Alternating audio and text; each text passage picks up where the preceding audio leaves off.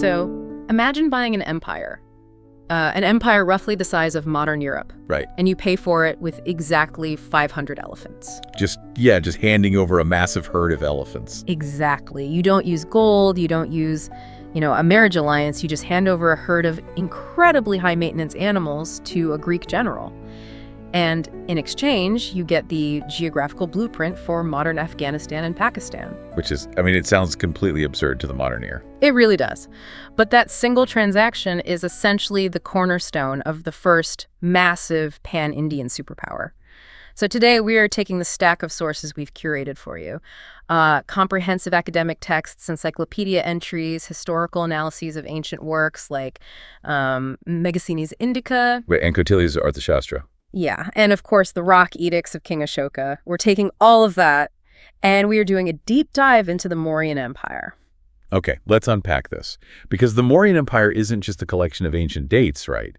It's really a masterclass in how to build, how to brutally control, and ultimately how to lose a massive, diverse superpower. Yeah, it really is. And, to understand the sheer scale of the administrative apparatus we're going to explore, we really have to look at the geopolitical reality of the 4th century BCE. Okay, set the scene for us. Well, the Indian subcontinent at this time is highly fragmented. It's broken up into various regional kingdoms and republics. But the dominant political entity is the Magadha kingdom in the east. Right. And it's currently ruled by Dhanananda of the Nanda dynasty. And the military numbers associated with the Nanda dynasty in our Greek and Roman sources are just staggering. Give us the breakdown. We're looking at a standing army of 200,000 infantry, 20,000 cavalry, 2,000 chariots, and 3,000 war elephants. See, that concentration of force right there is the entire reason the map of the ancient world looks the way it does. Oh, absolutely. Because we constantly hear about Alexander the Great's troops mutinying, right? Like around 326 BCE. And the usual story is that they were war-weary or homesick. Right, the classic narrative. Yeah, but you read the sources and it becomes pretty clear that it was actually the intelligence they were receiving about this Nanda army. Yeah, waiting for them further east. Exactly. That's what finally broke their morale. You don't march a depleted, exhausted Hellenistic force across rivers just to run into a literal wall of 3,000 armored elephants. You really don't. It's suicide. So Alexander's retreat basically creates this massive power vacuum in the northwest. Mm-hmm. And into that geopolitical chaos steps Chandragupta Maurya. Who the Greeks called Sandrakotos, right? Yes, Sandrakotos. And between roughly 324 and 321 BCE, he actually manages to completely overthrow the Nanda dynasty. Which is wild. It is.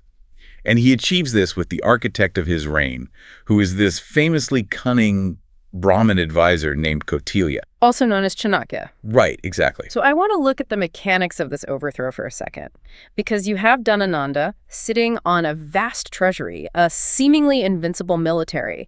A disgruntled Brahmin advisor and an obscure young man cannot just, walk into the capital and take over. No, not at all. So how does a regime change of this magnitude actually operate on the ground? Well, it operates through a really systematic dismantling of the Nanda power structure from the outside in.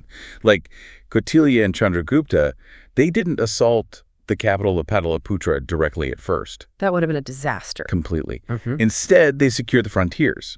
They utilized the instability left by Alexander in the northwest to amass this composite army. What kind of troops are we talking about? Mercenaries, forest tribes, local militias, and, crucially, disgruntled Manda subjects. So they waged this war of attrition, capturing peripheral territories, cutting off supply lines, and just isolating the Nanda core before finally striking the capital. Wow. It's classic asymmetric warfare. It really is. And once Chandragupta secured the throne of Magadha, he immediately looked back to consolidate the northwest. Which brings us back to the elephants. Yes, the famous elephants. Because Alexander is dead, and his successor in the east, Seleucus Nicator, he's trying to hold on to the Indus Valley and beyond. Right. So Chandragupta initiates a conflict with Seleucus, and it culminates in a treaty that completely redefines the subcontinent. Okay, break down the terms of the treaty. So Chandragupta gains control over regions like Arachosia, Gedrosia, and Peripalmisadai, which is essentially modern Kandahar, South Baluchistan, and the Kabul Valley. That is a massive chunk of territory. Huge. He also secures intermarriage rights, which likely means some sort of dynastic alliance, and in exchange, he gives Seleucus 500 war elephants. So from a logistical standpoint, I am always trying to figure out who actually got the better deal here. It's a great question. Because maintaining 500 war elephants is an absolute nightmare of resources. They require massive amounts of forage, specialized handlers, very specific environments. Handing them over to Seleucus essentially transfers this immense logistical burden while simultaneously solving a border dispute. That's a really good point. It's an incredibly pragmatic transfer of military assets. Yeah. You have to remember, Seleucus was fighting the wars of the Diadochi in the west against other Macedonian generals. Right, the successor wars. Exactly. So he desperately needed a shock force to break infantry lines in a theater where elephants were a total rarity. Ah, okay. So they were like a super weapon for him. Precisely. And Chandragupta, on his end, needed secure natural borders. He needed the Hindu Kush Mountains to protect his nascent empire from any further Hellenistic incursions. So it was a win-win. Pretty much. The treaty formalized a massive territorial shift without requiring a protracted occupation by Mauryan forces. But, to understand how Chandragupta maintained this newly secured empire, we really have to examine the profound debate over his origins. Because the texts cannot agree on who he actually was. They are all over the place. Like, the Greek writers claim he was a commoner. Some of the indigenous texts suggest he was a Nanda scion, like the illegitimate son of a woman named Maurya. Right. Then you have a Jain text that claims he descended from a tribe of peacock tamers, the Mayura Poshakas. And finally, the Buddhist texts insist he belonged to a noble Kshatriya clan, the Mauryas. It's a mess. But we have to evaluate why these conflicting narratives even exist. Because in the rigid social structure of ancient India, legitimacy was intrinsically tied to Varna, the caste system. Of course. Kautilya, as an Orthodox Brahmin, would face immense ideological resistance, attempting to install a Shudra, or a commoner, on the throne of the most powerful empire in the land. The religious and social elite simply would not accept it. So the narrative of noble birth is basically a manufactured necessity. Yes. Like, if you are going to overthrow a dynasty, you can't just rely on military force, right? You have to construct a retroactive pedigree that satisfies all the cultural prerequisites for kingship. It's like a superhero origin story where the cynical mentor spots raw talent in a nobody and trains them up, but then they have to pretend the nobody was actually royalty all along. That's a perfect analogy. Yeah.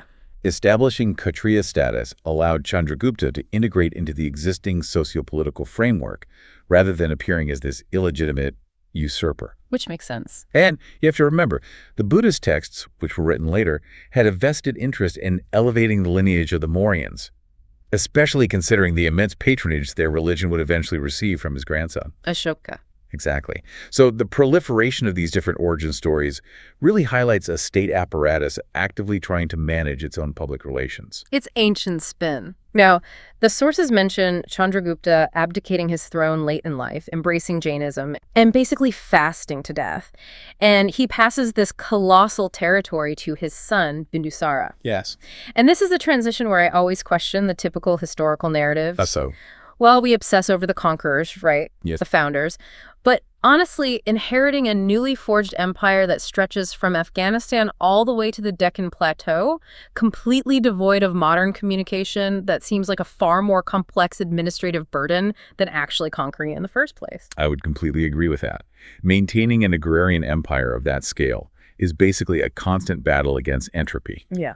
Bindusara, who ruled from around 297 to 273 BCE, held this Greek epithet Amitrakats, which is derived from the Sanskrit Amitragata, meaning slayer of enemies. That's an intense title for a guy who didn't really expand the borders. Exactly. That title suggests his reign was heavily, almost exclusively, focused on suppressing internal dissent and preventing the periphery of the empire from breaking away. Because the logistics of ancient administration dictate that the further a province is from the capital, the more autonomous it becomes. Right. And autonomy inevitably breeds corruption and rebellion. And we see the exact mechanics of this play out in the sources. There is a major revolt documented in the crucial northwestern city of Taxila. Okay. And the texts specify that the citizens there were not rejecting Mauryan sovereignty itself.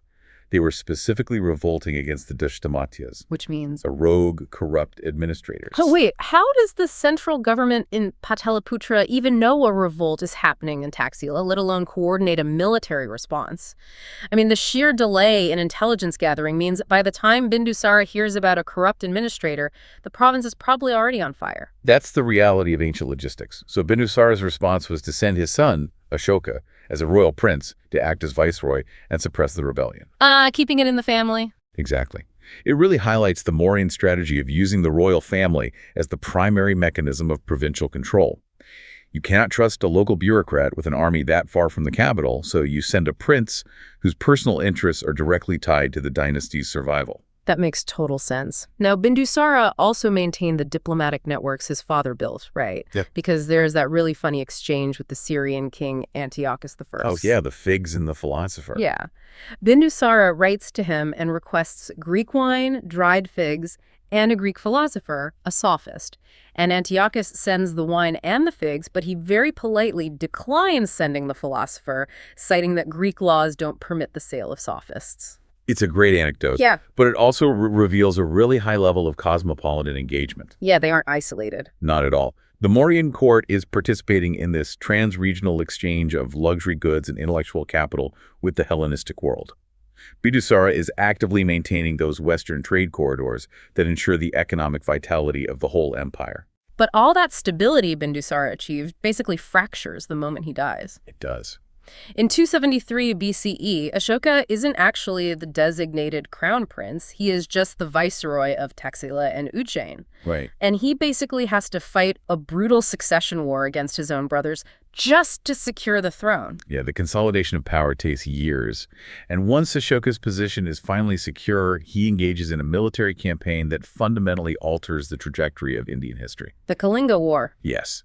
Around 260 BCE, he conquers Kalinga, which is modern-day Odisha. Let's look at the strategic rationale for Kalinga first, because it sits right on the eastern coast. Conquering it gives the Mauryans control over these vital eastern maritime trade routes extending down to the southern peninsula. Exactly. And it also secures massive forest resources plus huge elephant populations. So from a purely geopolitical standpoint, it is a very necessary acquisition to unify the eastern seaboard. Geopolitically, yes, it makes perfect sense. Yeah. But the execution of that strategy results in an absolutely unparalleled humanitarian catastrophe. Yeah, the numbers are horrific. Ashoka's own edicts meticulously document the toll. We're talking 150,000 people deported, God. 100,000 killed in action, and countless others dead from the subsequent famine and disease. And the psychological fallout of this war is entirely unique in the ancient record. Like, in Rock Edict 13, Ashoka publicly broadcasts his remorse. He actually replaces the Baragosha, the sound of the war drum, with Dhammagosha, the sound of Dhamma, Right. and he gradually converts to Buddhism. Which is a radical pivot in the mechanics of ancient statecraft. Ashoka basically initiates what scholars term a paternalistic kingship. Okay, what does that mean in practice? Well, he adopts the title Devanampiya, which means beloved of the gods. And he explicitly states in his edicts, all men are my children. Wow. Yeah. And he begins communicating directly with his subjects in the first person. And the medium of communication is fascinating, too. He erects these massive stone pillars and carves edicts right into rock faces at strategic locations. Pilgrimage sites, trade routes. Border towns, yeah. And he does it in the local administrative languages. So it's Prakrit in the core empire, but he uses Greek and Aramaic in the northwest. Right. It is basically a highly sophisticated, multilingual propaganda network. It absolutely is.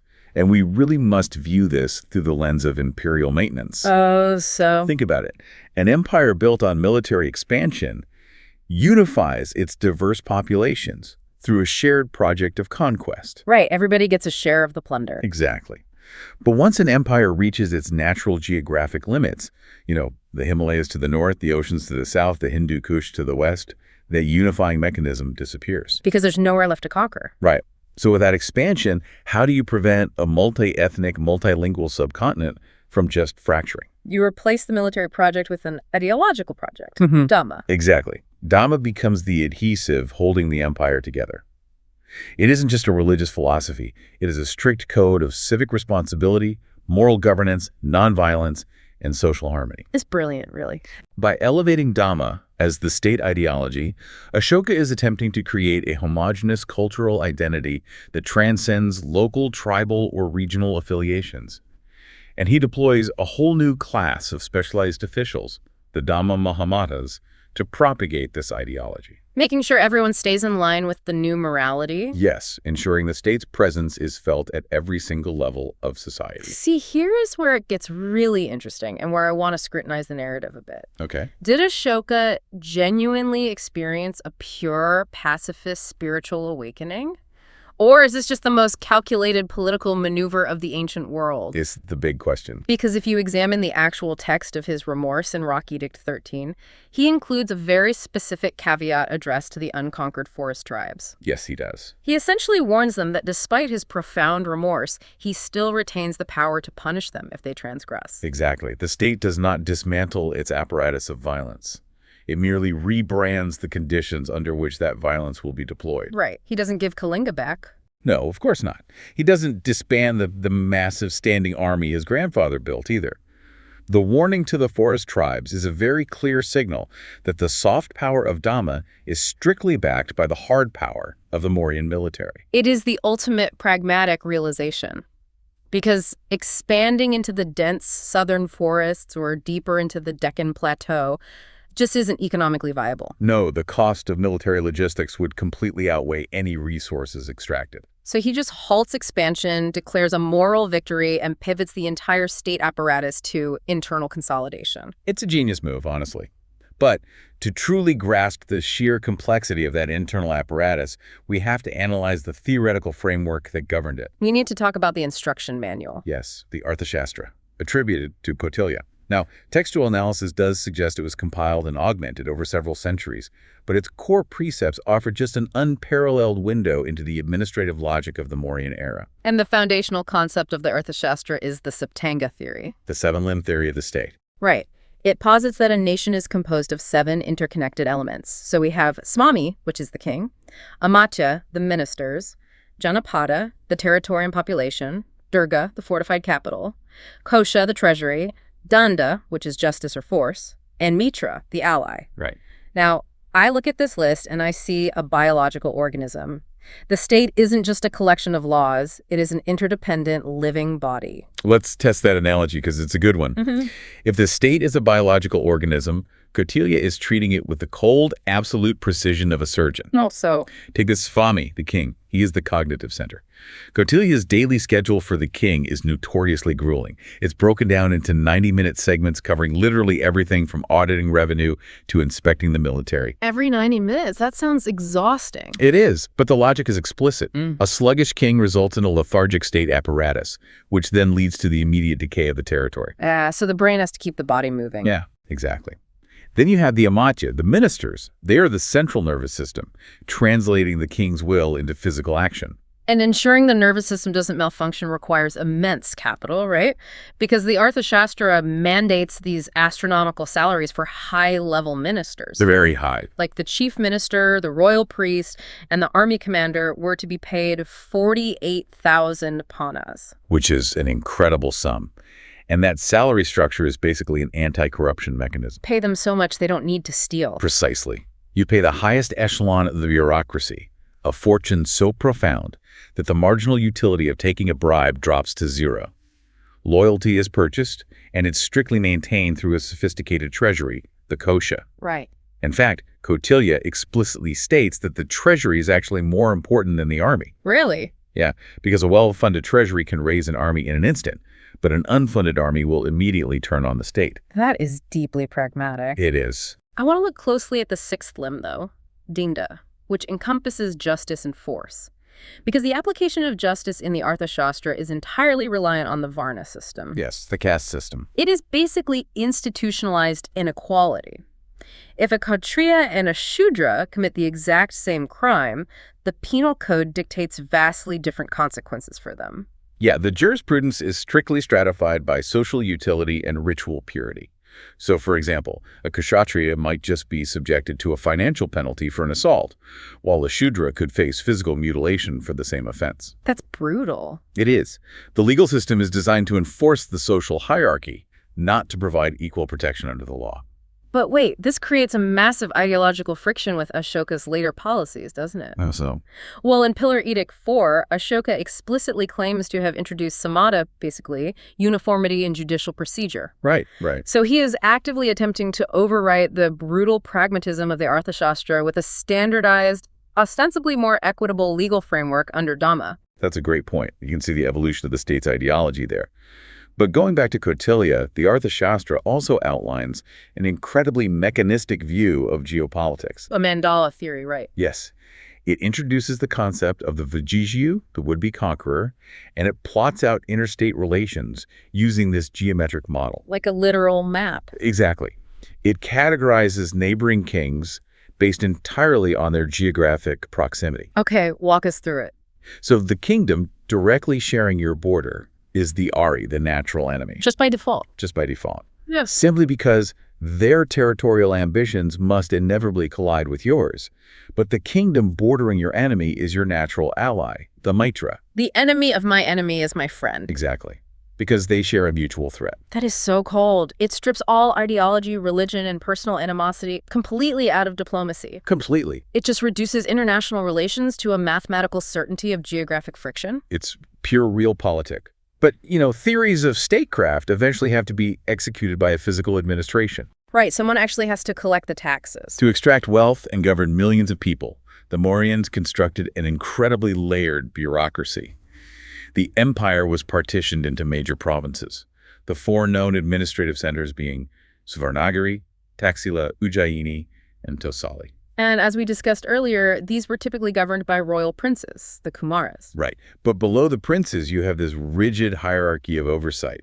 You have the pradeshikas, who functioned as senior auditors. Okay. And they didn't just sit in an office in the capital. They were legally required to physically tour the empire every 5 years to inspect the provincial administration. That is a lot of walking. Oh, yeah. Yeah. And below them, the rajukas operated as the primary judicial and revenue officers. So the rajukas were basically the point of contact between the central state and the agrarian economy. Yes. They were responsible for surveying the land, assessing crop yields, and determining the exact tax burden of any given territory. And then below them. At the absolute local level, down in the villages, you had the gopas and stanikas. They were the clerks and accountants who maintained the vital statistics. Doing the real grunt work. Exactly. They registered land ownership, recorded births and deaths, and tracked the movement of people and goods. And we actually see the zenith of this hyper-micromanagement in the capital itself, because Pataliputra was a massive fortified metropolis. Like archaeological digs at Balandabag have revealed the remnants of these colossal wooden palisades, demonstrating the sheer scale of urban defense. But the internal administration of the city is what's truly staggering to me. It's incredibly complex. We know through foreign accounts that the city was managed by 6 specific committees, each composed of 5 members. And the division of labor among these 6 committees really reveals the state's core priorities. Right. So one committee strictly managed industry and artisanal wages, ensuring the state controlled the means of production. Okay. Another committee was dedicated entirely to foreigners. Which is wild. They tracked their lodgings, monitored their activities. They even managed their estates if they died. It functioned simultaneously as a hospitality service and a full-blown counter-espionage unit. Because everyone is a potential spy. Exactly. Then the third committee registered every single birth and death in a city of potentially hundreds of thousands of people. See, the logistics of tracking that data on, palm leaves or birch bark, without modern technology, that is just incomprehensible to me. It's a massive bureaucratic undertaking. But the purpose of that demographic data is simple. Taxation. You cannot tax a population you cannot quantify. True. The fourth committee managed trade and commerce, rigorously standardizing weights and measures to prevent market fraud and ensure consistent revenue collection. Got to make sure the tax cut is accurate. Exactly. Oh. And the fifth committee segregated manufactured goods, strictly separating new items from secondhand goods. Okay, why the obsession with separating new and used goods? That seems oddly specific. It's an anti-theft and anti-fencing measure. Yeah. If a merchant is selling secondhand goods, the state needs to know their origin to ensure they aren't stolen property or items illicitly siphoned from state workshops. That is incredibly paranoid, but smart. And finally, the sixth committee was responsible for collecting a flat 10% sales tax on all transactions. Every single aspect of this municipal administration points toward total resource extraction. Absolutely. The state wasn't just skimming off the top of a free market, right? It was aggressively restructuring the economy. The Mauryans cleared massive tracts of forest to create cedar-lands agricultural estates owned directly by the crown. Yes, and the arthashastra details the mechanics of these cedar lands in depth.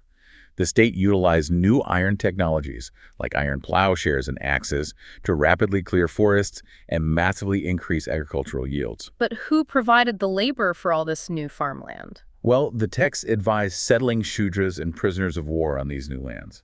So when Ashoka deported 150,000 people from Kalinga, he was basically injecting a massive captive labor force directly into the state's agricultural engine.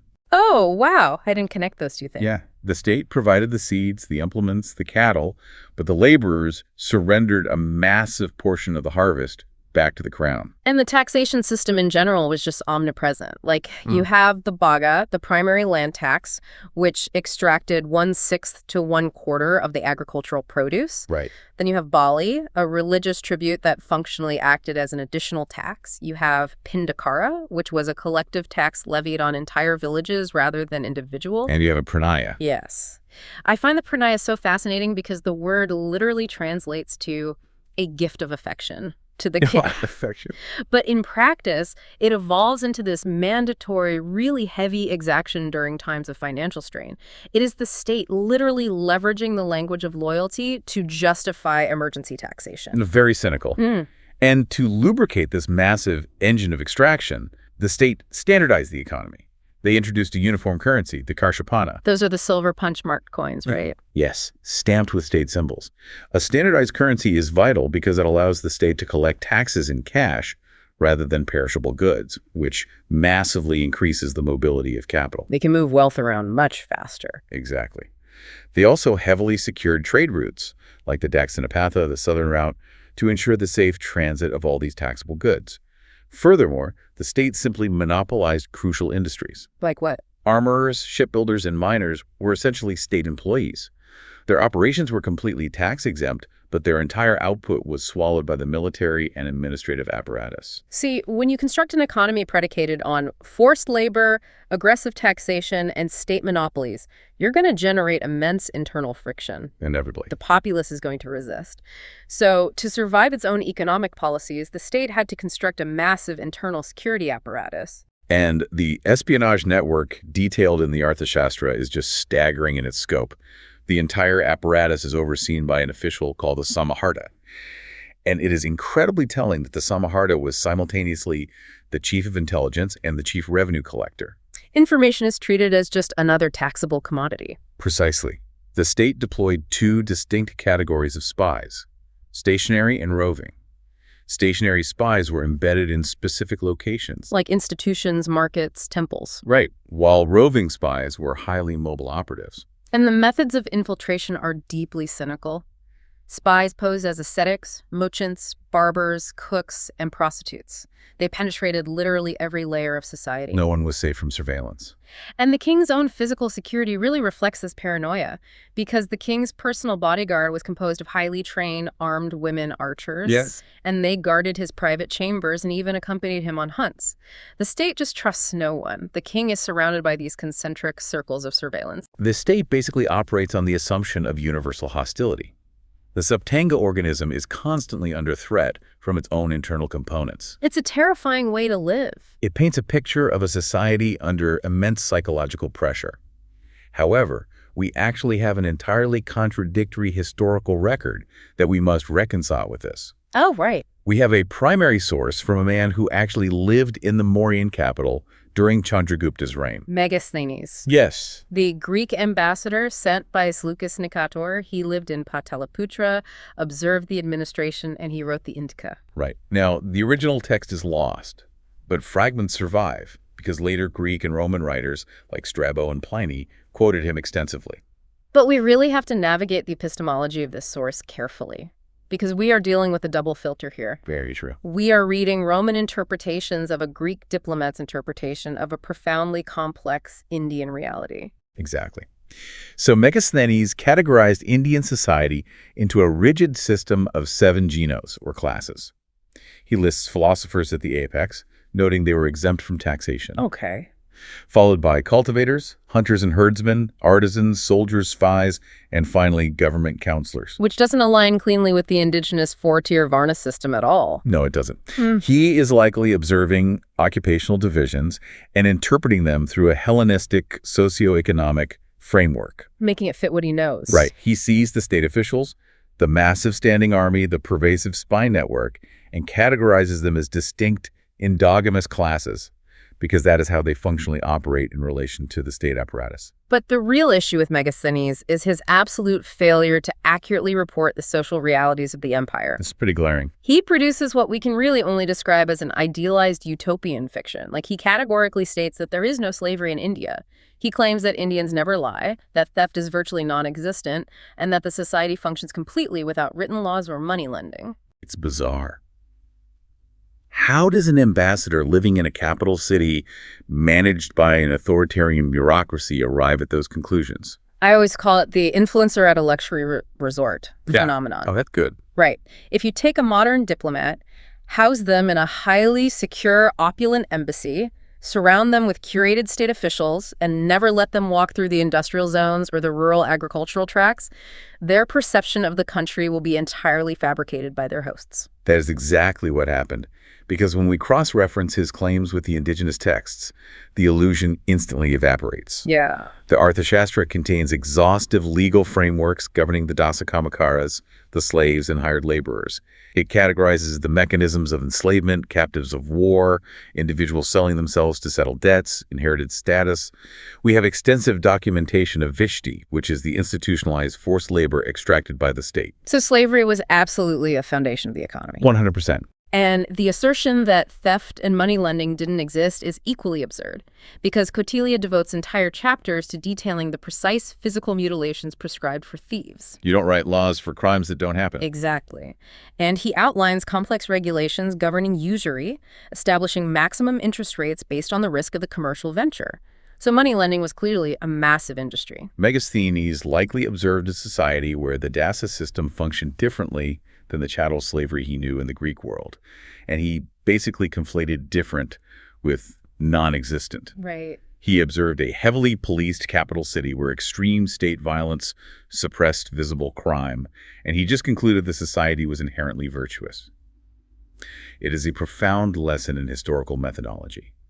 Proximity to an event does not guarantee comprehension of the event. That is such a crucial takeaway. So we have reconstructed an incredible apparatus today. We started with the tactical dismantling of the Nanda dynasty by Chandragupta and Kautilya, leveraging the geopolitical vacuum left by Alexander. We examined the logistical reality of trading 500 elephants for a continent. We dissected the overwhelming burden of imperial maintenance under Bindusara, the necessity of utilizing royal princes to suppress distant revolts, and the cosmopolitan reality of Hellenistic diplomacy. We analyzed the catastrophic violence of the Kalinga War and Ashoka's subsequent weaponization of Dhamma, replacing military expansion with ideological homogenization to prevent the whole empire from fracturing. We drilled into the chilling mathematical pragmatism of the Arthashastra, treating the state as a biological organism that must be ruthlessly fed through taxation, forced labor, and the clearing of ceded lands. We explored the paradox of a highly sophisticated municipal administration relying on a massive paranoid espionage network. And finally, we exposed the massive blind spots of foreign observers who mistook an authoritarian surveillance state for a utopian paradise. And, the mechanics of the Mauryan Empire endure because the variables of statecraft haven't fundamentally changed. Really? You think so? Oh, absolutely. The exact tensions they navigated, how to fund a massive security apparatus without collapsing the agrarian economy, how to transition power without triggering a civil war, and how to govern a vast multi-ethnic population using a unifying state ideology. Those are the precise tensions testing the limits of modern global superpowers today. The Septanga organism operates on the exact same logic today. We've just upgraded the limbs. Exactly. And that leaves me with a final thought for you to ponder. We just saw how Megasthenes, a highly educated contemporary primary source, could look directly at an empire built on forced labor, strict caste hierarchies, and aggressive taxation, and report back that it was a crime-free society with no slavery. His elite isolation completely blinded him to the structural inequalities of the system. It really forces you to look at our own world. 1,000 years from now, when future historians dig up our official institutional reports, our diplomatic cables, or our curated economic data, what massive glaring realities of our daily existence will they completely miss? What obvious truths about how we live, work, and suffer will be entirely invisible to them? Something to mull over. Until next time, keep diving deep. Imagine standing on the muddy banks of like a surging river in the ancient world. You know, you are part of an army that has marched literally thousands of miles. Right. You've conquered empires. You've seemingly bent the entire known world to your will. I mean, you have never lost. Yeah, invincibility. Exactly. But as you look across the water, the men around you are they're throwing down their weapons. And they aren't refusing to fight because they are losing, right? They're refusing to take another step because the rumors of what is waiting for them on the other side they're simply too terrifying. Oh, yeah. We're talking about stories of a king waiting in the east with thousands of war elephants, like armored and trained to literally trample entire phalanxes into the dirt. Which is nightmare fuel for an ancient army. Utter nightmare fuel. And that profound moment of psychological collapse, that is what happened to the seemingly invincible army of Alexander the Great. It's just a phenomenal image to start with, honestly, because it perfectly captures, a turning point in human history. Yeah. Alexander's army hitting that wall of exhaustion and fear on the banks of the Bees River, it's the catalyst for everything we are exploring today. Welcome to the Deep Dive. Today's journey explores the incredible aftermath of that exact moment. Right. We are going to look at how that massive external shock, like an invasion that destabilized everything but stopped just short of total conquest, how that paved the way for a fractured, chaotic landscape to be forged into India's first great superpower, the Mauryan Empire. And we have a tremendous stack of sources to guide us through this, which is great. Oh, yeah, the reading list was huge. It was. We're pulling from historical analyses by scholars like James Rome and digging really deeply into ancient texts like the Arthashastra. Which is wild, by the way. Oh, it's a staggeringly detailed manual of political realism. Yeah. And we're also looking at, fragments from the Greek ambassador Megasthenes. Right, the guy who actually lived there. Right, exactly. He lived in the Mauryan capital and wrote this fascinating account called the Indica. Plus, we're factoring in modern archaeological data and some really sweeping historical documentaries. So the mission for you listening to this is to trace this really fascinating chain reaction. We want you to understand how the collision of a foreign invasion, the brilliant but totally ruthless scheming of a political mastermind, and a later emperor's profound moral crisis. Right. How all of that didn't just create an empire, but forged administrative and philosophical blueprints that we literally still see operating today. Yeah, it's still so relevant. But to make sense of how this empire was built, we have to understand what the construction site looked like before the foundation was poured, right? Let's anchor ourselves geographically and chronologically first. Okay. So we were looking at the Indian subcontinent. Yeah. Specifically around the 6th and 5th centuries BCE. If you picture the map, we are talking about a massive swath of land stretching from the snowy foothills of the Himalayas down through the incredibly fertile river valleys of the Ganges and the Yamuna. See, when I was looking through the sources, my initial assumption was that this area must have been some kind of cohesive ancient state already. Oh, not at all. Right. It was completely fractured. Fractured is the perfect word for it. Historians refer to this period as the era of the Mahajanapadas. The Great Realms, right. Yeah, it translates roughly to Great Realms or the great footprints of a people. There wasn't one king or one government. Right. There were 16 major distinct realms competing for dominance. It was an intricate, highly volatile mosaic. You had monarchies, you had tribal republics, you had independent city-states. Okay, let's unpack this, because if they are all competing, what gives one of these 16 realms the leverage to start absorbing the others? Because the sources show that one specific kingdom, Magadha, begins to pull far ahead of the pack. Well, Magadha had two massive foundational advantages. First, geography. Magadha was located in what is today the northeastern Indian state of Bihar. Right. Specifically, its early capitals were situated near the confluence of the Ganges and the Sun rivers. Which is huge. It's massive. In the ancient world, controlling major river confluences is like controlling the modern interstate highway system. Yeah, that makes sense. It gives you immediate dominance over trade, communication, and, agricultural transport. The floodplains provided immense, predictable crop yields, which meant a massive population boom. Right, because more food equals more people, and more people equals a larger army. Exactly. But the second advantage is even more critical. Okay, what is it? Magadha was sitting right on top of some of the richest iron ore deposits in the subcontinent. Oh, wow. Yeah. In the 5th and 4th centuries BCE, transitioning effectively into the Iron Age is a total game changer. Because it's just so much better than bronze. Right. Iron is harder, sharper, more durable. It allows you to clear dense forests for even more agriculture. And crucially, it allows you to mass-produce vastly superior weapons and armor. So by the time we get to roughly 345 BCE, Magadha is being ruled by a family called the Nanda dynasty. Yes, the Nandas. And it seems they took that iron and that agricultural wealth and just weaponized it to an extreme degree. I mean, the numbers in the sources describing the Nanda army are almost difficult to believe. They really are staggering. We are talking about hundreds of thousands of infantry soldiers, tens of thousands of cavalry, and something like 3,000 to 4,000 war elephants. It was a military machine on a scale that the ancient world had rarely seen. Yeah. But maintaining a standing army of that size, along with a massive, glittering bureaucracy, it requires unimaginable amounts of money. Right. They have to pay for all this somehow. Exactly. And the Nandas generated that wealth through incredibly oppressive taxation. I mean, they taxed everything from agricultural yields to animal hides to timber. Which means the people actually doing the farming and the labor are being squeezed to the point of breaking. The domestic situation was incredibly volatile. The Nanda kings had amassed this legendary treasury, but they possessed almost zero political legitimacy. Everybody hated them. They were deeply despised. The nobility resented them. The merchants were being bled dry. The common people were terrified of them. Right. It was a kingdom held together entirely by the threat of overwhelming violence, which makes a state powerful on paper, but incredibly brittle in reality. So you have this massive, wealthy, but deeply unpopular empire sitting in the east.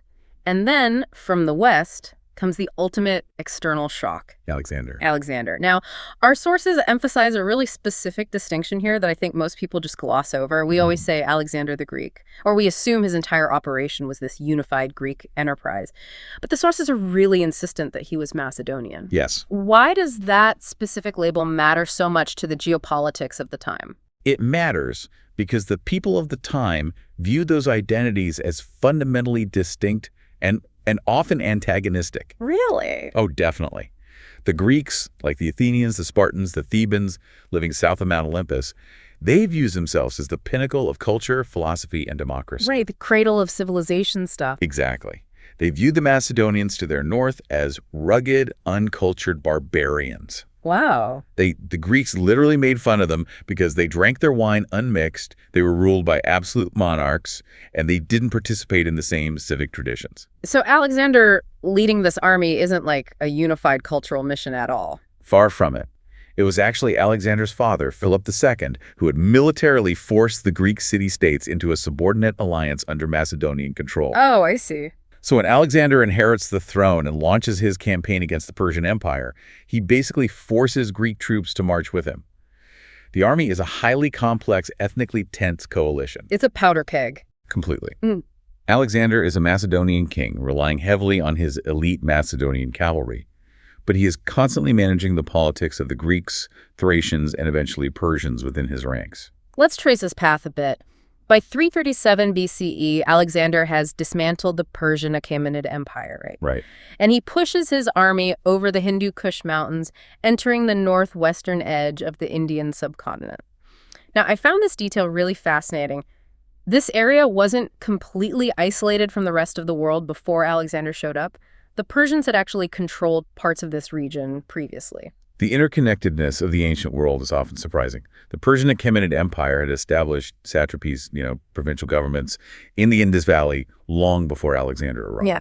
And they left a lasting administrative footprint. For instance, the Persians introduced an administrative script derived from Aramaic. Oh. Yeah, and it evolved locally into a script called Khushti. It was written right to left and was used heavily by merchants and bureaucrats. So when Alexander arrives, he is stepping into a region that is already accustomed to complex administrative systems and cross-cultural trade. But they were definitely not accustomed to the kind of warfare Alexander was bringing. No. No one was. He crosses into the Punjab region and immediately clashes with local kings. The most famous encounter in our sources is the Battle of the Hydaspes River, where Alexander faces off against King Porus. Yes. Legendary battle. I want to dig into the mechanics of this battle because it wasn't just guys with swords running at each other. Porus brings 200 war elephants to the field. Right. How does an army that has never systematically fought elephants actually deal with them? The tactical challenge of facing war elephants, it just cannot be overstated. A mature war elephant is basically a living, breathing, armored tank. Yeah. Alexander's primary tactical advantage for his entire career had been his companion cavalry heavy horsemen executing devastating charges. But horses are naturally terrified of elephants. Oh, of course. They hate the smell, they hate the noise, and they will absolutely refuse to charge toward a wall of massive tusks. And Porus knew this. He spaced his elephants out in front of his infantry line, like terrifying living bastions.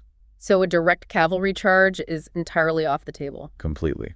Alexander had to rely entirely on his infantry, the Macedonian phalanx. The guys with the long spears. Yeah, these men wielded sarissas pikes that were up to 18 feet long. Alexander's strategy was to ignore the elephants with his cavalry, use his horsemen to flank and compress the Indian infantry and cavalry, and leave the elephants to his foot soldiers. Which sounds like an absolutely terrifying job for the foot soldiers. It was horrifying. I mean, the sources describe elephants grabbing soldiers with their trunks and impaling them. Oh, wow. But the Macedonians were incredibly disciplined. They used those 18-foot pikes not just to attack the elephants, but to target the mahouts, the men riding and guiding the elephants. Oh, that's smart. Yeah.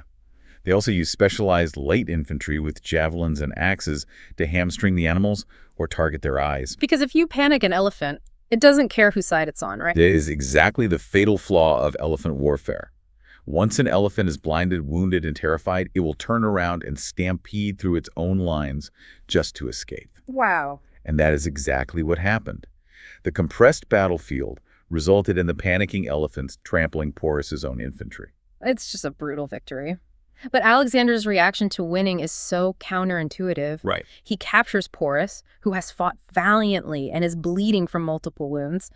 And instead of executing him or enslaving him, which was standard practice, Alexander asks Porus how he wishes to be treated. A famous moment. Porus famously replies, "Like a king." And Alexander actually listens. He gives Porus his kingdom back and even adds territory to it. Yeah. What is the strategic logic behind reinstating the guy you just spent thousands of lives trying to defeat? It is a masterclass in pragmatic imperialism. Alexander was thousands of miles from his administrative capital in Babylon, let alone Macedonia. Right, he's basically at the end of the world. He didn't have the manpower to occupy and police every single valley he conquered. He recognized that Porus was deeply respected by his people.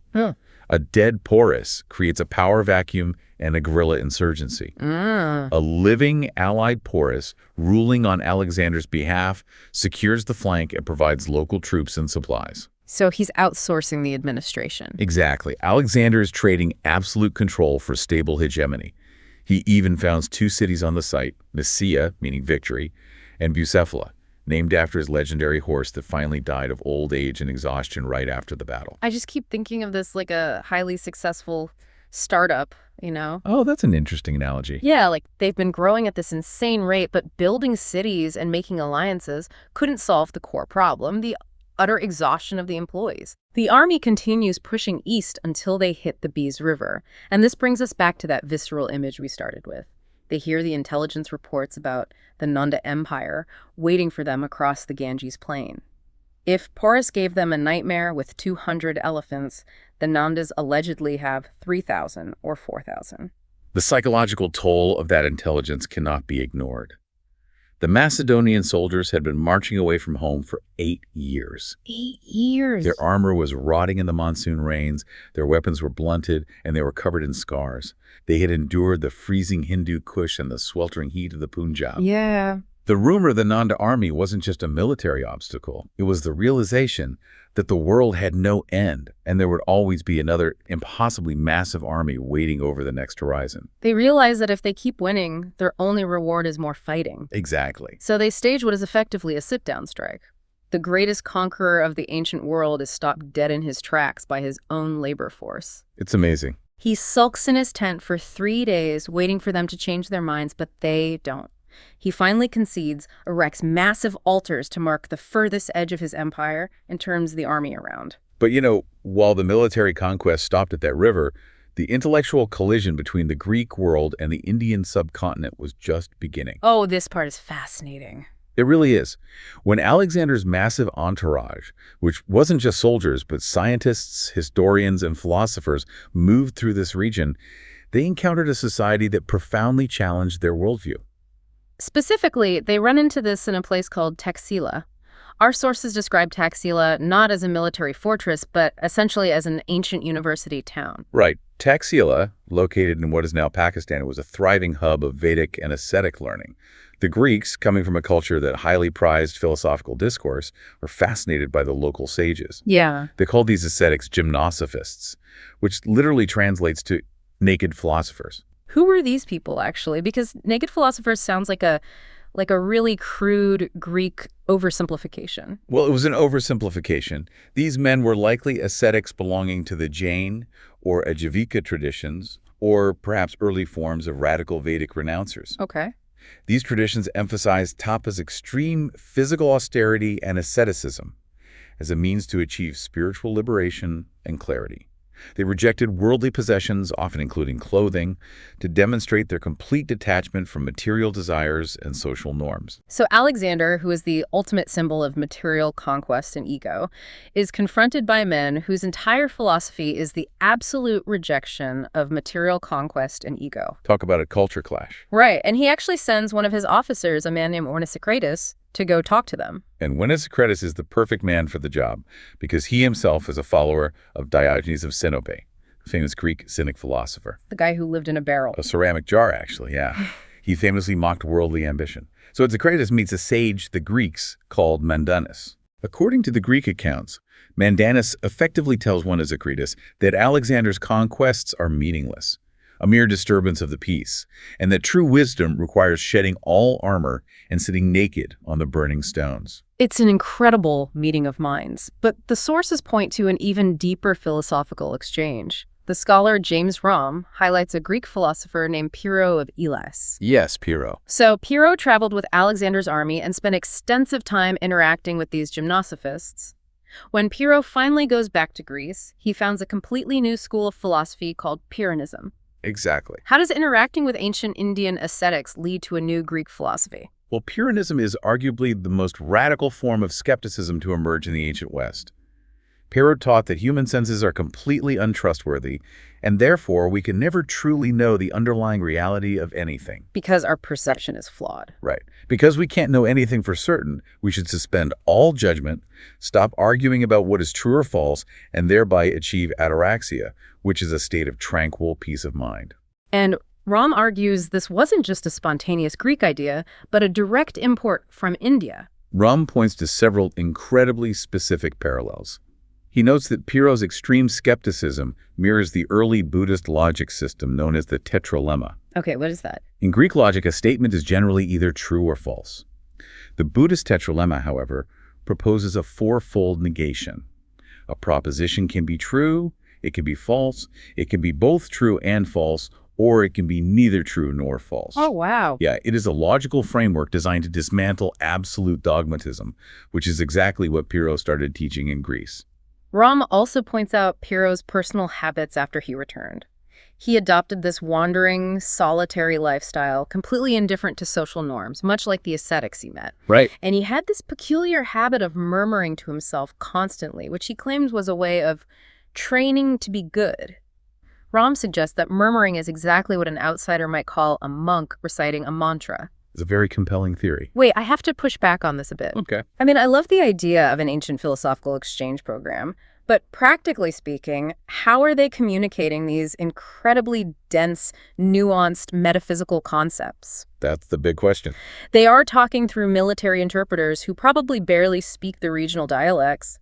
Isn't it highly likely the Greeks just saw some naked guys meditating and projected their own existing cynic philosophies onto them? That is the exact friction point of a massive historical debate. Yeah. You have scholars like Richard Bett who argue precisely your point. Oh, really? Yeah.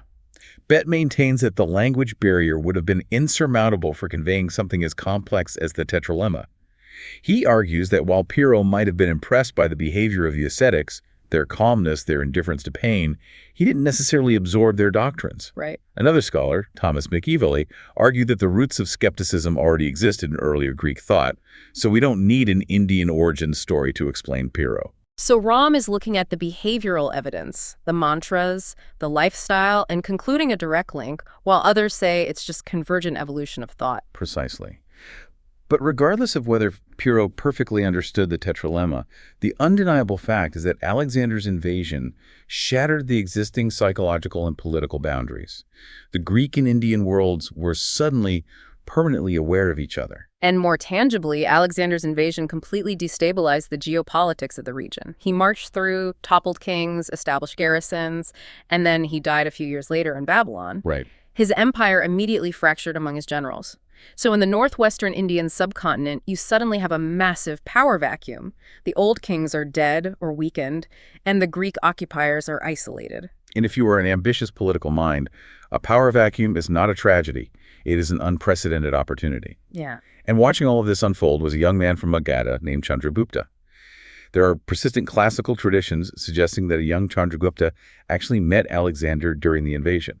Imagine being a young, disenfranchised noble from the East, watching this highly disciplined, singular military force operate. He sees that a unified command structure can absolutely steamroll over divided, bickering kingdoms. He witnesses the mechanism of empire building firsthand, but Chandragupta was just a charismatic young leader. To build an empire from scratch, you need an architect. Right. You need someone who understands the grand strategy of logistics, alliances, and economics. And Chandragupta found that architect in a man named Chanakya. Chanakya is easily one of the most fascinating characters in all of our source material. He's often known by other names too, like Kautilya or Vishnugupta. Yes. And he wasn't a warrior, he was a Brahmin scholar. He actually taught at that same university town of Taxila where the Greeks met the gymnosophists. Yeah, exactly. But he wasn't teaching spiritual asceticism. He was teaching the cold, hard science of statecraft. The historical tradition regarding Chanakya's motivation is deeply rooted in personal insult. This story is wild. It really is. The story goes that Chanakya, who was brilliantly educated but apparently possessed a rough, unvarnished demeanor and, according to some legends, a striking physical ugliness, he traveled to the Nanda court in Pataliputra. Okay. He went either seeking patronage or offering his strategic services. And the Nanda king, Dhanananda, who we established earlier, was arrogant, vastly wealthy, and deeply unpopular. He takes one look at this blunt, uncompromising scholar and laughs him out of the room. He humiliated him publicly. In ancient Indian societal dynamics, a king publicly humiliating a learned Brahmin is a severe breach of dharma, or righteous order. So Chanakya was furious. Furious doesn't even cover it. Right. According to the legend, he unbound his top knot, which is a symbol of his Brahmin status, and swore a terrifying vow that he would not tie his hair again until he had completely uprooted and destroyed the entire Nanda dynasty. Talk about holding a grudge, but he doesn't just walk out and start a riot. He is calculating. He searches for the perfect instrument to enact this revenge. He finds Chandragupta, recognizing his innate leadership qualities, and takes him under his wing. It is the ultimate symbiotic mentorship. Chanakya possesses the geopolitical vision, the understanding of espionage, and the administrative genius. Right. Chandragupta provides the physical charisma, the bravery, and the ability to inspire men on the battlefield. One is the mind, the other is the sword. So how do a rogue scholar and a young upstart actually take down an empire that has hundreds of thousands of soldiers? Because our sources point out that their first attempt was an absolute disaster. Oh yeah, they made the classic amateur mistake of grand strategy. They gathered whatever forces they could and launched a direct strike against the Magadhan heartland. Just right at the center. Right at the center. They tried to hit the Nandas where they were strongest, and they were heavily defeated and had to flee for their lives. So they're hiding out, licking their wounds. How do they pivot? What's the change in strategy that actually works? Well, Chanakya realizes that an empire is like a massive fire. You don't put out a fire by attacking the hottest part of the flame in the center. You start stamping out the edges to starve it of fuel. So they returned to the northwest, the very region that Alexander had just destabilized. The power vacuum. Exactly. The local frontier tribes and the minor republics in the northwest were resentful of both the remaining Greek garrisons and the distant, oppressive Nanda regime. Chanakya and Chandragupta began to recruit from these peripheral groups. So they build a grassroots army. They employed guerrilla tactics, slowly absorbing outer territories, cutting off the Nanda supply lines, and weaponizing the widespread unpopularity of the Nanda king. They turn the king's heavy taxation against him. They essentially say to the provinces, join us and we will dismantle this corrupt system. Yep. It takes years, but they build a massive coalition. And finally, around 321 BCE, they march on Pataliputra again. This time, the Nanda military apparatus collapses from within, corrupted by Chanakya spies and demoralized by public hatred. Which is brilliant. Nanda is overthrown, and Chandragupta Maurya claims the throne. He heads his empire. But the ancient world doesn't give you a grace period to celebrate.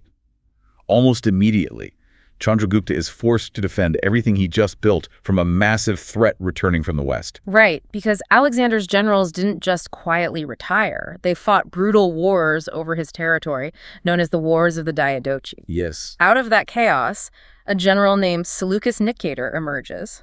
He takes control of the eastern half of Alexander's former empire, like Persia, Mesopotamia, and he wants to reclaim the Indian territories that Alexander had briefly held. Seleucus marches east, assuming he is going to face a fractured landscape of minor kings, just like Alexander did. But he doesn't. No. Instead, he runs headfirst into a unified, highly organized Mauryan war machine commanded by Chandragupta. The clash happens around 305 BCE, the Seleucid-Mauryan War, and the outcome completely redefines the geopolitical map. It isn't a stalemate. Chandragupta decisively defeats Seleucus. He really does. Here's where it gets really interesting. The treaty they sign afterward is what stands out in the sources. It is a stunning diplomatic victory. Seleucus is forced to cede an enormous amount of territory to the Mauryans.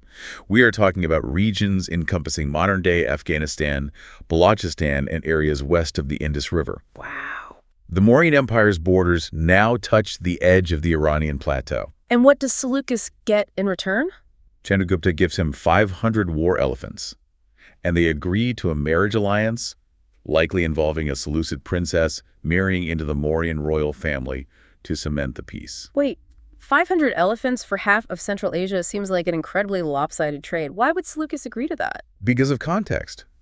Seleucus was fighting a desperate war against the other Greek generals back west, specifically a general named Antigonus.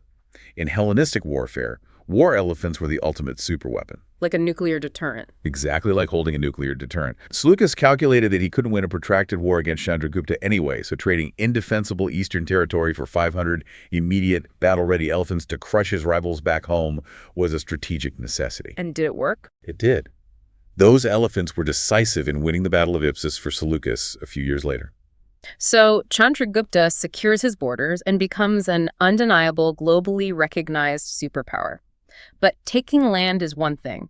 Actually governing a territory that spans from the Bay of Bengal to the mountains of Afghanistan with dozens of different cultures and languages, that's another. Completely different skill set.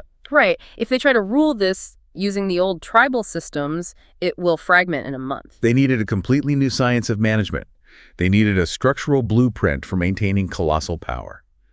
And that is exactly what Chanakya provided in his magnum opus, a text called the Arthashastra. This book is wild. The title translates roughly to the science of material gain or the science of politics and economics. Yes. Reading excerpts from it, it does not sound like a religious or philosophical text. It sounds like a ruthless, highly pragmatic operations manual for a CEO who happens to command a massive army.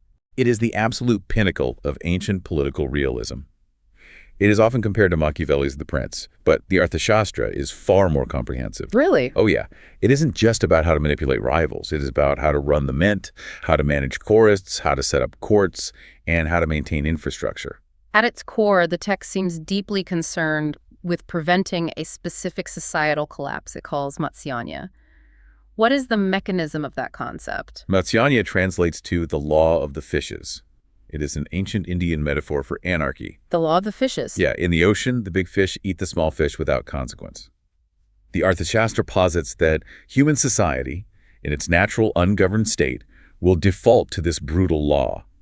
The strong will relentlessly exploit the weak. Okay, so what's the solution? Therefore, the primary sacred duty of the king is to wield the rod of punishment, or state power, to enforce order, protect the weak, and ensure the state functions predictably. So the state must be unimaginably strong. And to navigate the geopolitical waters, the text outlines something called the mandala theory. The mandala theory is a brilliant, emotionless framework for foreign policy. It visualizes the state at the center of a series of concentric circles, or mandalas. The core premise is geographic inevitability. What do you mean? It means any kingdom that shares a direct border with you is naturally your enemy. Because you are inevitably going to compete over a river or a trade route or a border dispute. Friction is guaranteed. Exactly. Because your neighbor is your natural enemy, the kingdom that borders your neighbor on the other side is your natural ally because you share a common threat. Oh, that makes so much sense. The arthashastra instructs the king to constantly map out these rings of allies and enemies and to manipulate them using a combination of diplomacy, subversion, and outright warfare. It teaches that there is no permanent peace, only temporary alignments of convenience. And to manage all of this manipulation, you need information. The Arthashastra outlines an espionage system that is frankly terrifying in its scope. Oh, the spies, yes. It describes an intelligence network called the Gudha Purusha, which translates to hidden men. How did this actually function mechanically in an era without electronic surveillance? It functioned through extreme compartmentalization and social ubiquity. The state trained different categories of spies. You had stationary spies agents who operated under deep cover as local merchants, ascetic monks, or tavern keepers. So they're just embedded in society. Right. They listened to local gossip, monitored market prices, and watched for dissent. Then you had roving spies, assassins, poisoners, and couriers who moved between the stationary posts. The text even talks about recruiting orphans to be raised entirely by the state, turning them into perfectly loyal intelligence operatives. And they didn't just spy on enemies, they extensively spied on their own government officials. Counterintelligence was paramount. Chanakya believed that a king's ministers were the most likely source of a coup. So the Arthashastra details elaborate sting operations to test their loyalty. The king would secretly order an agent to approach a minister and offer him a massive bribe to betray the crown, or send a female agent to attempt to seduce and compromise him.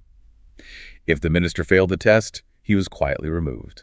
I read this and I have to ask, is this just an ancient version of a ruthless surveillance state? Was the Mauryan Empire just a place where everyone was terrified all the time? It is easy to view it solely through a dystopian lens, but that misses the crucial second half of the Arthashastra's philosophy. Yeah, what's the second half? Chanakya explicitly writes, "In the happiness of his subjects lies the king's happiness, in their welfare, his welfare." This wasn't rooted in altruism, though. It was rooted in the pragmatic understanding that a starving, heavily taxed, terrified populace will eventually revolt no matter how many spies you have. Right, you can't squeeze a stone for taxes. You need the people to be wealthy so you can tax that wealth. Precisely. Prosperity was viewed as a strategic necessity, not just a moral good. Therefore, the Arthashastra mandates highly organized economic intervention. Like what? The state didn't just collect taxes. It actively developed the economy. It established a standardized system of weights and measures to prevent market fraud and ensure fair trade. It strictly managed state-owned enterprises like mining, metallurgy, and weapons manufacturing. They also completely overhauled the taxation system that made the Nandas so unpopular. Right. They replaced the arbitrary crushing Nanda taxes with a predictable system centered on the bhaga. The bhaga. Yes, this was a standard agricultural tax, generally set at 1/6 of the crop yield. By making the tax rate predictable and relatively fair, they incentivized farmers to produce more, which ultimately filled the state treasury faster and more reliably than the Nanda's extortion methods. So all of this immense wealth, the grain from the Ganges, the iron, the taxes, the trade goods from the newly secured northwestern borders, all of it flows back into a central hub, the imperial capital.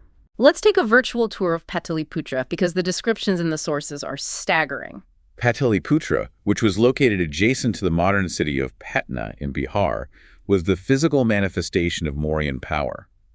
We get incredibly detailed descriptions of the city from Megasthenes. Right, the Greek ambassador. Remember, after the treaty with Seleucus, the Greeks and Mauryans are diplomatic allies. Seleucus sends Megasthenes to live in Pataliputra as his ambassador.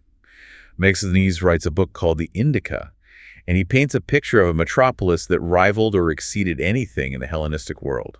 Megasthenes describes the scale of the city, and it is massive. He says it was built in the shape of a parallelogram at the confluence of the Ganges and Sun rivers. Yes. It was incredibly long, stretching about 15 kilometers, or roughly 9 miles, along the riverbank, and about 3 kilometers wide. To defend a perimeter that size requires monumental engineering. Megasthenes notes that the city was surrounded by a massive wooden palisade wall. This wall was pierced by 64 monumental gates and defended by 570 watchtowers. And outside that wooden wall was a defensive moat, but not a little ditch. He describes a moat that was 600 feet wide and 45 feet deep. That's practically a river itself. Yeah. They allegedly channeled the sewage of the city into it, making it an incredibly effective, highly toxic barrier. And we know Megasthenes wasn't just exaggerating for his Greek audience back home. In the late 19th and early 20th centuries, archaeological excavations at sites like Qumran and Bolandi Bog in modern Patna physically unearthed the remains of these exact wooden palisades. No way. Yes. They found massive, deeply driven timber posts that perfectly align with Megasthenes' descriptions. Megasthenes also describes the royal palace at the center of the city. He explicitly states that it outshone the legendary Persian capitals of Susa and Ecbatana. He talks about sprawling parks of tame peacocks, ornamental pools, and massive gilded columns decorated with golden vines and silver birds. The mention of those columns is architecturally significant. We know the Mauryans began incorporating highly polished stone columns into their architecture, a significant shift from traditional Indian wood and brick construction. Okay, where did they learn that? Well, the style and polish of these columns show distinct influences from Achaemenid Persian architecture, like the grand halls of Persepolis. This strongly suggests that after Alexander destroyed the Persian Empire, displaced Persian artisans and stonemasons migrated east and found lucrative employment building Chandragupta's new capital. Oh, that makes sense. A total brain drain from Persia to India. Exactly. Beyond the architecture, Megasthenes makes some fascinating sociological observations. He is an outsider trying to categorize a deeply complex foreign society. He writes about a rigid, 7-tiered caste system that organized all labor and social interaction, noting that people could not marry outside their assigned profession. He is likely observing an early, rigidifying form of the Varna and Jati systems, though he forces it into a slightly more Greek-style 7-class taxonomy. He also noted specific royal customs that fascinated him, such as the fact that the king's personal inner sanctum bodyguards were comprised entirely of highly trained armed women. He also specifically notes what he perceived as the complete absence of slavery in India. He writes that all Indians are free. Coming from the Greek world, where chattel slavery was the absolute bedrock of the economy, that must have blown his mind. It is a controversial observation. The arthashastra does detail forms of bonded labor and domestic servitude, the dasa system. So they did have some form of it. Yes. However, this system had legal protections. A dasa could own property, earn money, and eventually buy their freedom. And it was illegal to force them to perform impure tasks. Oh, so it wasn't a life sentence. Right. To Megasthenes, familiar with the brutal, absolute chattel slavery of the Mediterranean silver mines, the Indian system looked remarkably like freedom by comparison. The cultural exchange sparked by Megasthenes' presence doesn't end with Chandragupta. When Chandragupta eventually steps down, reportedly abdicating his throne to become a Jain ascetic and fasting to death in the south, his son Bindusara takes over. Bindusara, yes. And Bindusara maintains these deep, ongoing ties with the Hellenistic world. Bindusara's reign is fascinating because it shows a court characterized by deep intellectual curiosity and normalized international trade. There's a famous anecdote preserved in classical Greek sources, where Bindusara writes a letter to the Seleucid king Antiochus I. Right, I read this. He asked Antiochus to sell him 3 very specific things: sweet wine, dried figs, and a Greek philosopher to teach at his court. And Antiochus replies, "I will gladly send you the wine and the figs, but it is against Greek law to traffic in philosophers." It's a humorous diplomatic exchange, but it illustrates a profound reality. The rulers of the Indian subcontinent and the Hellenistic kings of the Middle East were operating as diplomatic peers, engaging in regular, sophisticated communication. And this Greek-Indian synthesis permeated far beyond royal letters. It physically changed the culture. Absolutely. If we look at Panini, the ancient Indian grammarian who formalized Sanskrit, he references a script called Yavana Lipi, which translates to the Ionian or Greek script. Oh, wow. This proves Greek writing was a recognized, integrated part of the Northwestern linguistic landscape. We see Greek women continuously prized as attendants in royal courts. And centuries later, this initial cultural fusion explodes into the magnificent Indo-Greek art styles of Gandhara and Mathura, where you see statues of the Buddha carved, wearing Greek-style togas exhibiting Hellenistic facial features. So Bindusara spends his reign expanding the empire further south, maintaining these diplomatic ties.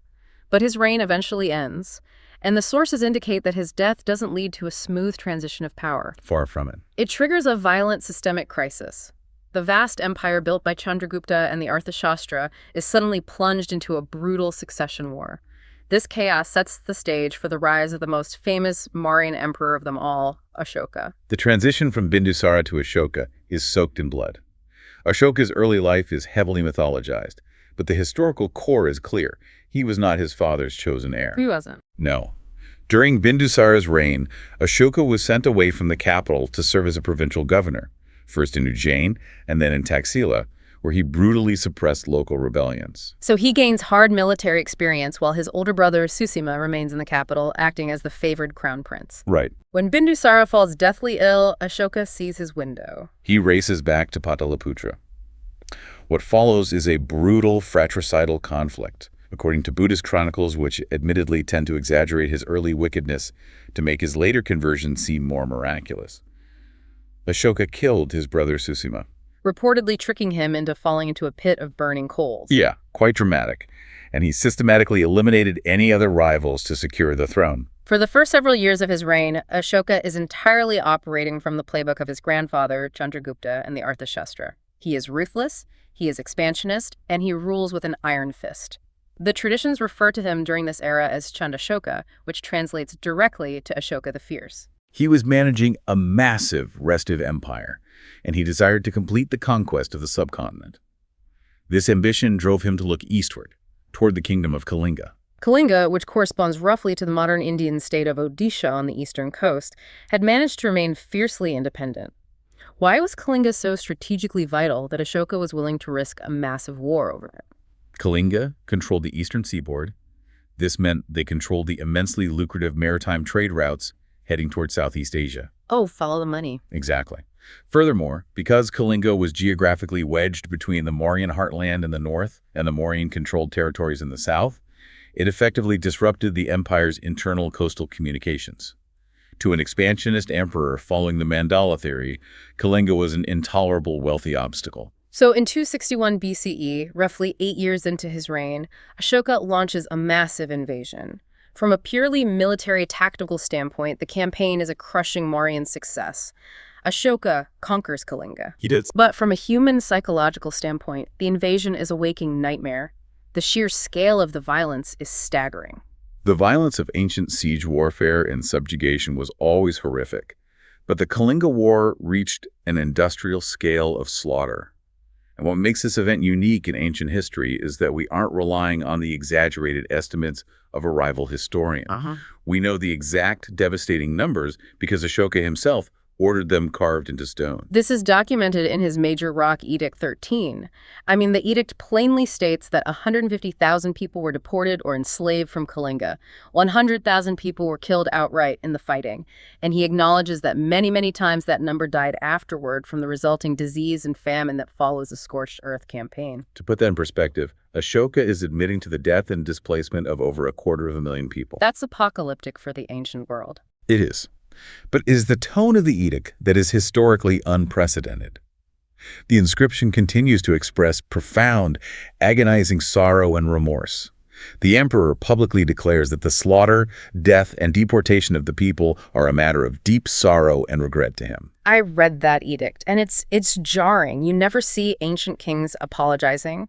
Ramses doesn't apologize. Alexander doesn't apologize. Never. It makes me want to ask the cynical question, right? We know Ashoka is a brilliant politician raised on the machinations of the Arthashastra. He now controls an empire that is terrifyingly massive, diverse, and traumatized. Was this expression of remorse a genuine spiritual heartbreak, or was it a highly calculated, genius political pivot to stabilize this massive empire? That tension is the central debate of Ashokan scholarship. The most accurate reading of the historical evidence suggests it is a profound synthesis of both. How so? The psychological shock seems intensely genuine. You do not publicly humiliate your own military triumph in stone across your entire empire unless the internal paradigm shift is real. That's a fair point. However, Ashoka was still an emperor. He recognized that constant grinding warfare was economically draining and politically destabilizing. The genius of Ashoka is that he took his very real, agonizing personal crisis and transmuted it into a revolutionary system of imperial administration. He pivots the entire machinery of the state away from military conquest and toward a concept he called Dhamma. What exactly is the mechanism of Dhamma? Because it's often confused with him just forcing everyone to become Buddhist. That is a crucial distinction. What's fascinating here is, while Ashoka personally converted to Buddhism and became a lay follower, the Dhamma he promoted as state policy was not a religious doctrine. Dhamma, the Prakrit word related to the Sanskrit dharma, was formulated as a secular, universal ethical code. So what were the actual rules of this code? It was incredibly practical. It emphasized ahimsa, nonviolence, and avoiding injury to living creatures. It emphasized obedience to parents, respect for teachers, generosity to friends and ascetics, and humane treatment of servants and slaves. Most importantly, for a massive, diverse empire, it heavily emphasized religious tolerance. That last point is fascinating. He doesn't mandate Buddhism. He actively orders his officials to financially support and respect Brahmins, Jains, and Ojivikas equally. He realized that enforcing religious homogeneity across the subcontinent would spark endless civil wars. By promoting a universal ethical baseline that all these religions generally agreed upon, he created a cohesive social fabric. He essentially replaced the arthashastra's rod of punishment with a net of righteousness. But he didn't just carve these nice thoughts on rocks and call it a day. He restructured the empire's logistics to back up this philosophy with massive, tangible public works. The logistics of his welfare programs were monumental. His edicts detail a vast infrastructure project designed to alleviate suffering. He ordered the planting of specific types of trees like banyans and mango groves along the highways to provide shade for merchants and animals. He even mandated digging wells, right? Yeah, digging wells and the construction of rest houses at intervals of exactly every 9 miles. He also established medical facilities. He established what were effectively state-funded hospitals, providing medical treatment for both humans and animals. He imported and cultivated medicinal herbs wherever they were lacking. Wow. And this wasn't just propaganda. We have corroborating evidence from the Chinese Buddhist monk Faxian, who visited Pataliputra centuries later in the early 400s CE, and he marveled at the free hospitals in the city that were still caring for the destitute and the diseased. So Ashoka fundamentally changes the software of the empire. But how do you actually broadcast this new software update to millions of people speaking dozens of languages across an entire subcontinent without the internet or printing presses? Right. Ashoka's solution was one of the greatest engineering and communication projects of the ancient world, the Pillars of Edicts. The physical execution of these pillars is a staggering feat of ancient engineering. Ashoka didn't just carve his messages into convenient cliff faces, though he did that too. He ordered the creation of massive, freestanding monolithic columns. Let's break down the mechanics of these columns. They are quarried primarily from fine-grained Chunar sandstone, located near Varanasi. Yes. Each pillar is carved from a single continuous piece of stone. Some of these pillars are over 12 meters, or 40 feet tall, and they weigh up to 50 tons. Moving a 50-ton monolithic stone in the 3rd century BCE is a logistical nightmare. I can't even imagine. They had to be carefully loaded onto specially constructed wooden barges, navigated hundreds of kilometers up and down shifting river systems, and then dragged overland using massive sledges, wooden rollers, and hundreds of oxen and laborers. And once they got them to the site, how do you stand a 40-foot, 50-ton rock straight up without modern hydraulic cranes? They used the mechanics of earthen ramps and leverage. They would dig a deep foundational hole, build a massive sloping ramp of packed earth leading up to the hole, and haul the pillar up the ramp base first. Okay. Once the base was over the hole, they used ropes and pulleys attached to sturdy wooden A-frames to slowly lever the pillar upright until it dropped into the foundation. And they weren't just rough rocks. They had a finish that still confuses people today. Yes, the famous Mauryan polish. The stonemasons used highly specialized abrasives to polish the sandstone until it achieved a gleaming, mirror-like finish. It looks almost like polished metal or glass. And they were crowned with magnificent, intricately carved capitals featuring animals like lions, bulls, or elephants, symbolizing imperial power and Buddhist ideals. The engineering is brilliant, but the real genius is the communication strategy written on them. He tailors the language to the audience. In the central and eastern parts of the empire, the edicts were inscribed in the local Prakrit dialects using the Brahmi script. But in the northwest, near modern Afghanistan, where the population was vastly different, Ashoka inscribed the edicts in Greek and Aramaic. He knew his audience. He explicitly wanted the remaining Hellenistic populations to read and understand his policies of nonviolence in their own language. To ensure these laws weren't just read and ignored, Ashoka created an entirely new bureaucratic department. He instituted the Dhamma Mahamadas, which translates to the officers of righteousness. These were high-ranking imperial officials whose sole job was to travel the empire, inspect the provincial administrations, and ensure that the policies of Dhamma were being actively implemented. Like ancient auditors. Precisely. They audited the prisons to prevent unjust torture, they managed the distribution of royal charity, and they ensured that all religious sects were being treated fairly. And while he promoted secular Dhamma at home, Ashoka also took his personal faith, Buddhism, and actively engineered its expansion across the globe. Before Ashoka, Buddhism was largely a regional sect concentrated in the Ganges plain. Ashoka utilized the vast resources of the Mauryan state to transform it into a world religion. He convened the Third Buddhist Council at Pataliputra to standardize the monastic rules and philosophical teachings. Once standardized, he launches a massive missionary program. He sends monastic missions across the known world. The most consequential was the mission led by his own son, Mahinda, and his daughter, Sanghamitra. They went south, right? Yes, they traveled south to the island of Sri Lanka, where they successfully converted the local king, Devanapiyatissa. They even brought a cutting of the original Bodhi tree under which the Buddha attained enlightenment. Buddhism took profound root in Sri Lanka, where it has remained the dominant religion for over 2 millennia. He also sends diplomatic religious envoys westward, directly engaging with the Greek kings. His edicts specifically record sending envoys to 5 Hellenistic kings, including Antiochus II of Syria, Ptolemy II of Egypt, and kings in Macedonia and Cyrene. He was actively trying to export the philosophy of nonviolence and medical welfare into the warring Mediterranean world. It is an incredible peak of civilization. You have massive infrastructure, religious tolerance, global diplomacy, and unprecedented peace. But history is relentless. After ruling for nearly 40 years, Ashoka dies around 232 BCE. And the empire he held together with sheer moral and administrative gravity begins to rapidly disintegrate. The decline of the Mauryan Empire is a stark lesson in the fragility of massive states, heavily dependent on charismatic central leadership. Without Ashoka's commanding presence, the inherent logistical and political challenges of ruling a continent-sized territory resurfaced immediately. What specifically breaks the machine? Several interconnected failures. First, there was a crisis of succession. Ashoka had many sons, and without a clear, dominant heir, the empire's administration naturally fractured into competing factions, paralyzing the central government. Second, there was a massive economic overextension.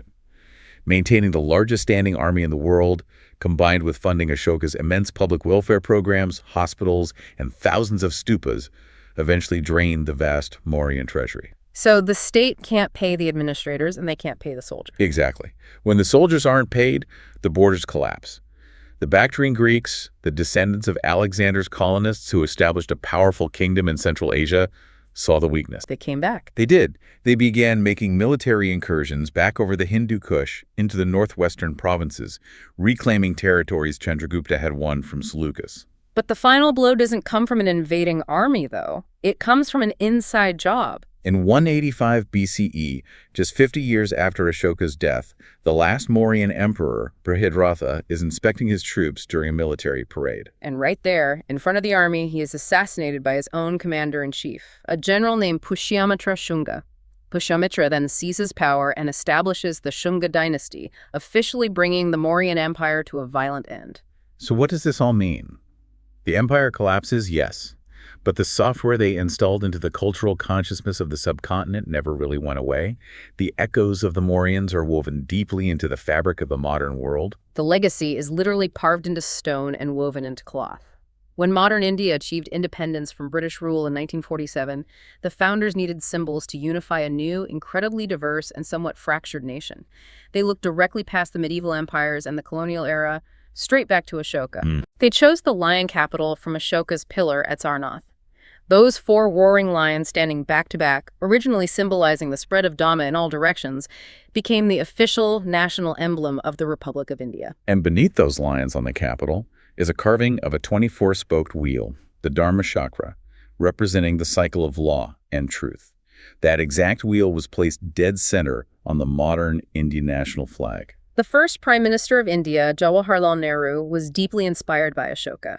He saw in the Mauryan Empire the ultimate historical proof that the vast, chaotic, fragmented Indian subcontinent could be united as a single sovereign entity. And crucially, Ashoka provided the model that it could be united not merely through the ruthless, iron-fisted statecraft of Chanakya's arthashastra, but through a shared commitment to secularism, religious tolerance, and public welfare. The Mauryans demonstrated that ultimate power carries a profound moral obligation. That philosophical blueprint has outlasted their wooden walls and their iron armies. I want to thank you, listening right now, for staying with us on this immense journey through the Mauryan world. We have traced an incredible arc, seeing how the chaos of a Greek invasion sparked the creation of a ruthless political machine, which ultimately birthed a revolutionary philosophy of peace. Before we sign off, there's one final piece of evidence from our sources that we need to consider. We have spent this entire deep dive marveling at human engineering. We dissected the brilliant, cutthroat logic of Chanakya's Arthashastra, the monumental moral architecture of Ashoka's Dhamma, and the physical invincibility of Pataliputra, with its 64 gates, its 570 towers, and its massive 600-foot moat. But we must consider the ultimate feat of that magnificent capital city. Because it wasn't conquered by a rival army, right? According to ancient texts, particularly the Jain work, the Tilavali Painaya, all of that brilliant human engineering was erased by a single geographic event. The text describes a catastrophic, unprecedented 17-day flood of the Sun River during the monsoon month of Bhadrapada. The waters rose so high and with such violence that they overwhelmed the moats, smashed the wooden palisades, and completely drowned the city. And the destruction was absolute. Centuries later, when the famous Chinese traveler Xuanzang arrived in the 600s CE looking for the legendary capital of Ashoka, the great center of the world was gone. He wrote that he found nothing but a tiny, forgotten village of barely 1,000 people living quietly among sunken, mud-covered stupas and broken stones. It is a profoundly humbling final thought. Human beings can observe the chaos of the world and forge the most complex, brilliant empires. We can write the most sophisticated manuals of political survival, and we can carve our deepest moral revelations into 50-ton pillars of stone to last forever.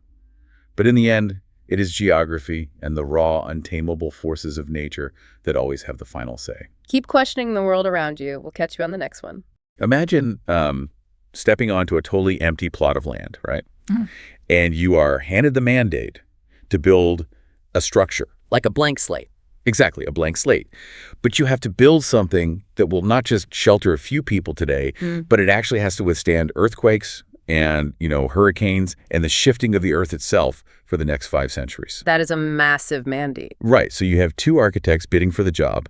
And the first architect is, well, he's essentially a panic room specialist. Okay, a panic room. Yeah, he looks at the landscape, he assumes absolutely everyone is out to destroy his building, and he focuses entirely on blast-proof walls, reinforced steel doors, just a total bunker mentality. His whole goal is just to survive the night. Exactly, just survive. But the other architect operates completely differently. He is out there designing a sprawling, interconnected city grid. Oh, wow, so a much bigger scale. Huge scale. He's calculating water pressure, traffic flow, zoning laws, waste management. Because he believes that if you build a system where people can naturally thrive and trade, the city will generate enough wealth and loyalty to protect itself. Right, so the first architect is building a fortress against human nature, assuming the absolute worst of it. And the second is building this massive engine that tries to harness human nature, like directing its energy into a self-sustaining cycle. Yes. And that fundamental divergence is the bedrock of what we are unpacking today on this deep dive. We are looking at the raw, unedited code of statecraft and leadership. Exactly. Today, we're pulling from this fascinating stack of historical analyses, from modern strategic reviews from the IDSA to breakdowns of ancient administrative bureaucracies from GTIRE. And we want to see how these blueprints actually hold up when applied to millions of people. And we are focusing on 2 of the most heavily scrutinized texts in political history. We are. We have Niccolò Machiavelli's 16th century treatise, The Prince.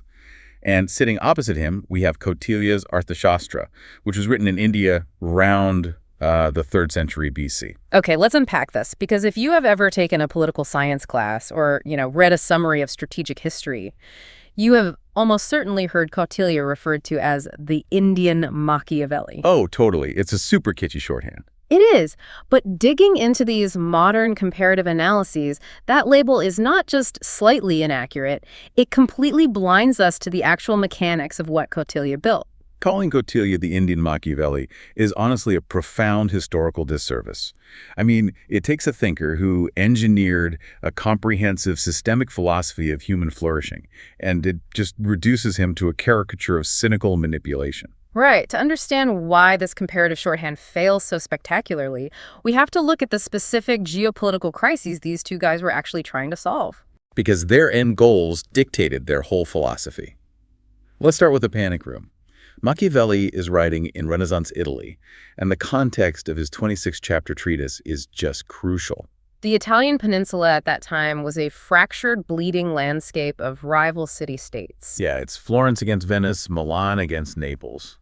And they are constantly betraying each other, relying on these incredibly fickle mercenary armies, and they are sitting directly in the crosshairs of massive unified powers like France and Spain.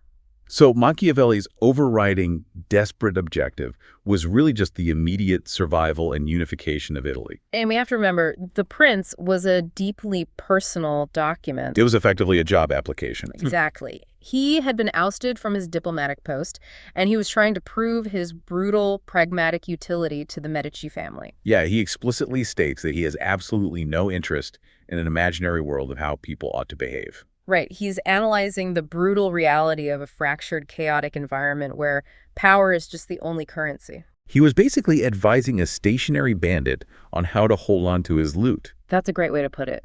Now, Kautilya, on the other hand, is operating 1,800 years earlier, and he was engaged in massive continental nation building. He was the intellectual force behind the Mauryan Empire. Right, which eventually consolidated the Indian subcontinent into this contiguous political entity stretching from modern-day Afghanistan all the way to Bangladesh. In his text, the Arthashastra, it isn't a brief pamphlet on retaining power. It is a massive 15-book, 150-chapter operating system for civilization. It details everything: macroeconomic policy, municipal zoning, forest management, even judicial proceedings. Yeah, and the philosophical engine driving this massive bureaucratic machine was not just survival. It was anchored in this concept of dharma, the cosmic law of righteousness and duty, and a specific concept known as yogashima. Yogashima, meaning the peaceful enjoyment of prosperity. Yes, and that isn't just a flowery mission statement. The sources emphasize that it is a structural requirement. Because for Machiavelli, the state exists to serve the prince, right? The state is basically just a vehicle for the ruler's glory and security. Exactly. But the analyses we're looking at highlight that for Kautilya, the king is merely an instrument. An instrument of dharma. Right. The ruler is a servant of dharma, legally and morally obligated to promote the material and spiritual well-being of the population. There is an amazing quote from the comparative analysis that frames this perfectly. It argues that comparing the prince to the arthashastra is like comparing a candlelight to sunlight. Sunlight versus candlelight. That is such a striking image. And the scope of the Arthashastra really warrants that comparison. Machiavelli illuminates this very specific, narrow corridor of political survival. While Kautilya is trying to illuminate the entire spectrum of human organization. But, we have to be careful not to swing the pendulum too far the other way here. Recognizing Kautilya's focus on dharma and public welfare doesn't mean he was some naive utopian. No, not at all. And that's exactly where I think modern readers might get tripped up. Like, if Kautilya is the sunlight, isn't he just an idealist? If we connect this to the bigger picture, the geopolitical reality of the 3rd century BC makes that interpretation impossible. Right, because Alexander the Great had just been there. Exactly. Kautilya was writing during the immediate aftermath of Alexander the Great's incursion into the Indian subcontinent. The threat of total annihilation by foreign powers was an ever-present reality. So he couldn't afford to be just a soft idealist preaching virtue. No, Kautilya was extraordinarily, ruthlessly pragmatic. He advocated for the use of secret agents, covert assassinations, propaganda, and the absolute destruction of enemies when diplomacy failed. Oh, wow. So he could play dirty, too. Very dirty. But the critical distinction lies in the purpose of that pragmatism. Okay, so how is it different from Machiavelli's pragmatism, then? Well, Machiavelli's pragmatism serves the ruler's self-interest, completely divorced from moral considerations. I mean, he famously advises that a ruler must learn how not to be good. Right. But Kautilya's pragmatism serves the preservation of the state so that the state can continue to uphold dharma. He doesn't separate the internal morality of the leader from the external success of the empire. So for Kautilya, the ethical anchoring of the king is the literal source of his geopolitical power. Exactly. Which fundamentally alters how they approach the raw material of their empires, which is the human beings. I mean, you cannot engineer a system of government without a foundational assumption about human nature. And Machiavelli's assumption is profoundly bleak. Yeah. He views humanity through a lens of inherent wickedness. He writes that men are generally, quote, ungrateful, fickle, false, cowardly, covetous. His working model assumes that people will break their promises the second it becomes advantageous. So because the baseline of humanity is deception and self-interest, the ruler has to adopt a posture of preemptive deception. Right. He must act as half man and half beast. The fox and the lion, embodying the cunning of the fox to recognize traps and the brute force of the lion to frighten the wolves. It's just a paradigm of perpetual paranoia. If you assume everyone is inherently false, your only logical move is to strike first or, build walls so thick no one can reach you. Now, Kautilya's foundation is vastly different. He outlines the concept of the Rajarishi, the sage monarch. The sage monarch. That sounds like a tall order. It really is. Yeah. The ideal ruler isn't a fox or a lion. He is a master of his own internal landscape. Kautilya demands that the king conquer the inimical temptations of the senses. Like lust, anger, greed, conceit, arrogance. Exactly. And this isn't just about achieving some personal spiritual enlightenment. It's a deeply functional requirement based on the principle of Yatha Raja Tatha Praja. As the king, so the people. Right. It is a recognition of structural mimicry within hierarchies. If the apex of the hierarchy, the king, is driven by unchecked greed and erratic anger, that behavior cascades right down through the bureaucracy. It's like a corporate culture set by a toxic CEO. A corrupt leader necessitates corrupt ministers who then extort regional governors who oppress the farmers. Exactly. Conversely, a disciplined, self-controlled king sets a behavioral baseline that forces the administrative apparatus into alignment.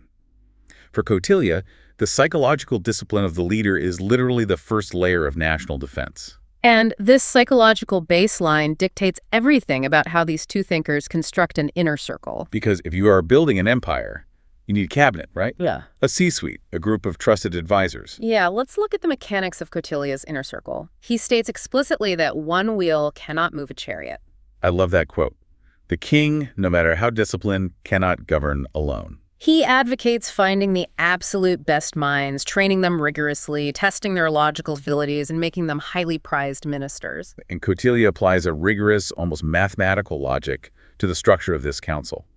He analyzes the inherent friction between administrative efficiency and the security of state secrets. Right. He concludes that the optimal number of top-tier advisors is exactly 3 or 4. Why 3 or 4 specifically? Well, if you rely on a single advisor, you risk being manipulated by their singular perspective. Makes sense. If you have 2, a disagreement paralyzes the state, or, worse, they conspire together against the king. Oh, yeah. And if you have 5 or more, the mathematical probability of a leak becomes unmanageable, and trying to reach a consensus becomes impossible. So 3 or 4 advisors provides necessary diversity of thought, allows for tie-breaking votes, and keeps the circle tight enough to maintain absolute confidentiality. It's a very precise, functional architecture. Now contrast that with Machiavelli's approach to advisors.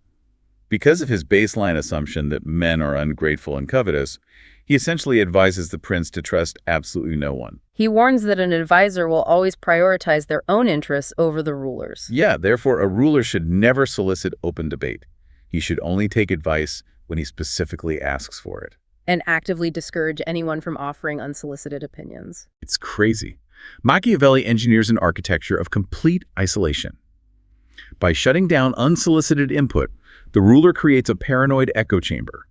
The prince becomes the sole bottleneck for all information and decision-making. Let's bring this into a modern context for a moment for you listening.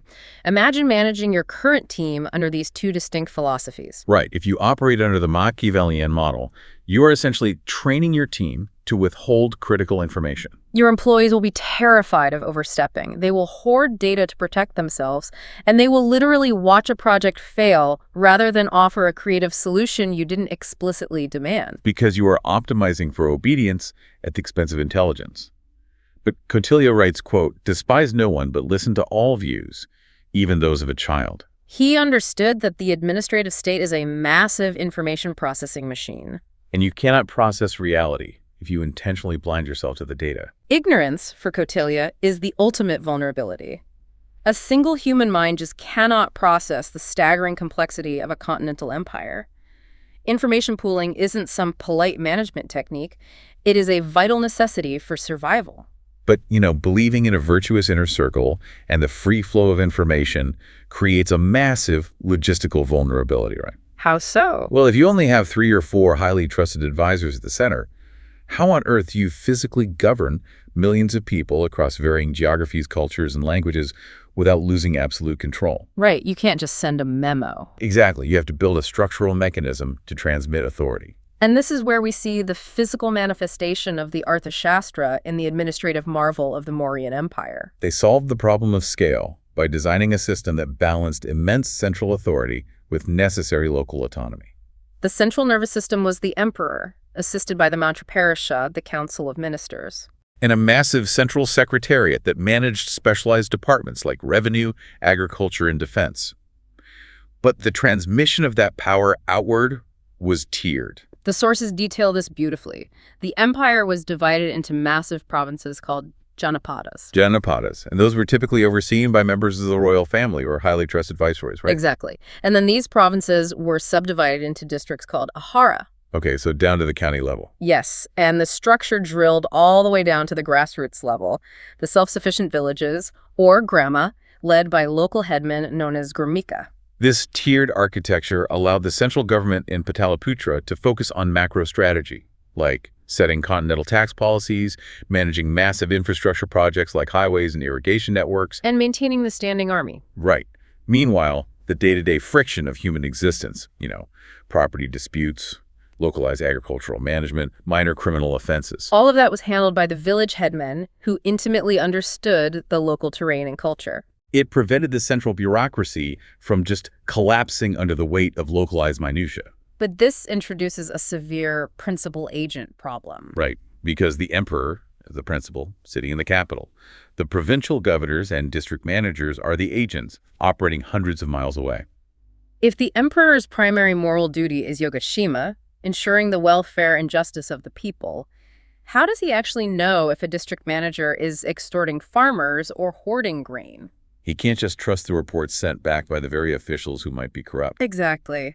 The solution Kautilya engineered is arguably the most controversial aspect of his philosophy. The Guna Purusha. Yes, the massive, pervasive intelligence network. The Mauryan state embedded secret agents everywhere. And this is where the modern reader experiences a massive conceptual clash. We have been discussing Kautilya as the architect of a society built on dharma, ethical alignment, public welfare. And suddenly we realize he is running a surveillance apparatus that rivals the Stasi. Right. Spies were embedded domestically to monitor the king's own ministers. They operated in the markets to watch the merchants, and they were deployed internationally. It feels like a massive contradiction, doesn't it? Totally. How do you square this circle? It feels hypocritical to preach cosmic moral virtue while simultaneously building a surveillance state. It implies Kautilya didn't actually trust the inherent virtue of his people at all. Well, what's fascinating here is that it forces us to strip away our modern post-Enlightenment biases regarding privacy and state overreach. Okay, unpack that. To understand the Guna Purusha, we have to understand Kautilya's definition of the sovereign's duty. The king is cosmically responsible for the safety and justice of his subjects. If an innocent person is punished, or if a corrupt official thrives, the king is failing his primary function. But the king is physically limited. He cannot be everywhere. Precisely. So the spies are an artificial extension of his sensory organs. Oh, I see. In Kautilya's framework, espionage is an information theory solution to the principal-agent problem. The spy network creates information parity. By deploying agents who report directly to the central authority, bypassing the regional managers, the king receives an unfiltered picture of the realm. Right. The intelligence network was not conceptualized as a tool of ideological oppression, though, any tool of state power carries that risk. It was actually designed as an internal audit mechanism. It is essentially a radical, ancient form of consumer protection. Consumer protection, yes. The spies are there to protect the vulnerable peasantry from the middle management of the empire. If a local judge is taking bribes, the peasant has no recourse. The spy network is the mechanism that allows the central authority to detect that corruption and neutralize it, thereby maintaining dharma. Framed this way, the paranoia totally flips. It's not the state paranoid about the citizens, it's the state paranoid about its own administrative machinery failing the citizens. Machiavelli, relying purely on the cunning of the individual prince, lacked the systemic capability. Kautilya institutionalized cunning. He turned the shadowy arts of espionage into a regulated bureaucratic department that served the structural integrity of the state. And what was that structural integrity ultimately protecting? What was the engine that actually kept this entire vast apparatus running? The economy. The economy. And this is where the divergence between Machiavelli and Kautilya becomes a massive chasm. Yeah, in the 26 chapters of The Prince, Machiavelli's economic policy can essentially be distilled down to a single passive directive. Do not confiscate your subjects' property or heavily tax them. Because, as he says, men will more quickly forget the death of their father than the loss of their patrimony. So if they feel secure in their property, they will continue to produce wealth, which the prince can occasionally tap into to fund his wars. The economy, for Machiavelli, is just a static resource. It operates outside the purview of the state until the state needs to extract from it, like a piggy bank. Contrast that passive extraction with Kautilya. Over a third of the massive arthashastra is obsessively dedicated to economic theory, resource allocation, and market regulation. He doesn't just want to tax existing wealth. He wants the state to actively manage the thermodynamic engine of wealth creation. The texts quote him directly. Quote, "The root of wealth is activity, and of evil in its reverse." Without constant directed economic activity, the state stagnates and dies. Kautilya recognized that wealth is not a zero-sum game. He is an ancient macroeconomic planner who understood that a rising tide lifts all boats. He explicitly links the financial health of the state to the material happiness of the citizens. Quote, "In the happiness of his subjects lies his happiness. In their welfare, his welfare." But he didn't just philosophize about prosperity, he engineered the actual mechanisms to produce it. Let's drill into those mechanisms, because this isn't just about printing money, it's about systemic resilience. Right. There's a fascinating debate within the text regarding resource allocation. A hypothetical ruler asks, what is more valuable to the empire, mines or agriculture? You would assume an empire prioritizing military dominance would choose mines, right? Iron for weapons, gold for the treasury. Exactly. But Kautilya vehemently argues that cultivable land is vastly superior to mines. His reasoning reveals a profound grasp of macroeconomics and state resilience. Mines only fill the treasury. Gold and silver cannot feed a population during a famine. Nor can they sustain an army during a prolonged siege. If you only have gold, a localized disruption in the food supply leads to immediate, catastrophic inflation and starvation. Agriculture, however, fills the treasury through taxation and fills the storehouses with grain. A massive, state-managed agricultural surplus absorbs the shocks of natural disasters and warfare. Grain is the true foundation of sovereignty. And the Mauryan administration executed this vision by acting as a hyperactive participant in the market. They didn't leave trade to the whims of decentralized bartering. They instituted standardized weights and measures across the continent. Now, this sounds like mundane bureaucratic red tape, but think about the mechanism. If a merchant in the Hindu Kush and a buyer in the Ganges Delta are using slightly different measurements, well, every single transaction is fraught with friction, negotiation, and the potential for fraud. By standardizing weights, the state radically lowers the transaction costs of trade. Trust is institutionalized, and interprovincial commerce explodes. Furthermore, the state actively intervened to prevent market failures. They regulated the prices of essential commodities to prevent cartels from artificially inflating the cost of living during shortages. The Janapadas, the massive provinces, functioned almost like ancient special economic zones. The central government heavily invested in local infrastructure, irrigation networks, roads, fortified granaries, transforming these provinces into highly productive, self-reliant hubs. The state even managed its own enterprises in metallurgy, mining, and forestry to ensure a constant supply chain for critical military and civilian goods. Kautilya views the state as an aggressive gardener. The state is tilling the soil, planting the seeds, pruning the branches, and ensuring the long-term yield of the entire ecosystem. While Machiavelli views the state as a predator, occasionally wandering into the forest to hunt. Right. But here is the inescapable reality of Kautilya's massive, intricately managed garden. If you are enforcing standardized weights, collecting complex taxes, and regulating prices, you inevitably collide with human beings who break the rules. An economic system of that complexity requires a rigid enforcement mechanism. If the rules are mere suggestions, the system unravels. This brings us to their respective theories of justice and the ancient, deeply evocative concept of chanakya. The law of the fish. Chanakya is the ancient Indian conceptualization of the chaotic state of nature. It observes a fundamental biological reality. In the water, the big fish seamlessly, inevitably swallow the small fish. Right. Without a sovereign wielding the rod of justice, without a magistrate to enforce boundaries, human society reverts to the water. The strong will relentlessly prey upon the weak. So the entire purpose of the judicial system, the very reason the state holds a monopoly on violence, is to build a dam against the law of the fish. Justice isn't about state vengeance. It is the physical barrier protecting the vulnerable from the strong. But how that punishment is applied is where our two architects diverge once again. Machiavelli effectively collapses the distinction between the law and the military. He writes, quote, "Since there cannot be good laws where there are not good armies, I will omit any discussion of laws and will talk about armies."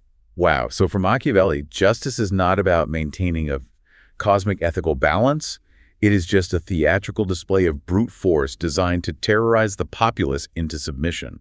The source material references a chilling Chinese proverb to illustrate Machiavelli's judicial philosophy. Kill the chicken to frighten the monkeys. Exactly. The actual guilt or specific crime of the individual, the chicken, is almost secondary. The primary objective of the punishment is to ensure that the broader public, the monkeys, are entirely paralyzed by fear. He advises that a ruler must either caress his subjects or utterly crush them. If you inflict a minor injury, the victim will spend their life plotting revenge. Therefore, if you must strike, you must cripple the victim so entirely that vengeance becomes physically impossible. It is a justice system built on the geometry of terror. And Kautilya explicitly warns against this approach, right? Yes, he analyzes the psychological feedback loop of state violence. This raises an important question about the purpose of justice.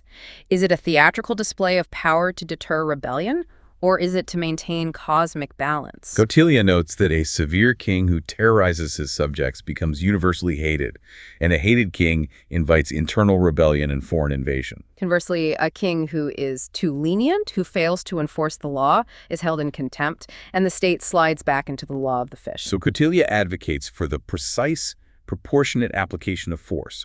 Only a well-considered, just punishment based on factual evidence generates respect for Dharma. And the mechanism for this in the Mauryan Empire wasn't just philosophical theorizing. They built an actual judicial hierarchy. The emperor served as the supreme appellate judge, but the system relied on provincial and district courts. Even the village headman had localized judicial authority. More importantly, they relied on due process. They didn't just execute a merchant in the town square to frighten the others. They deployed that pervasive spy network we talked about to gather actionable evidence before delivering a verdict. It is the difference between arbitrary terror and systemic law.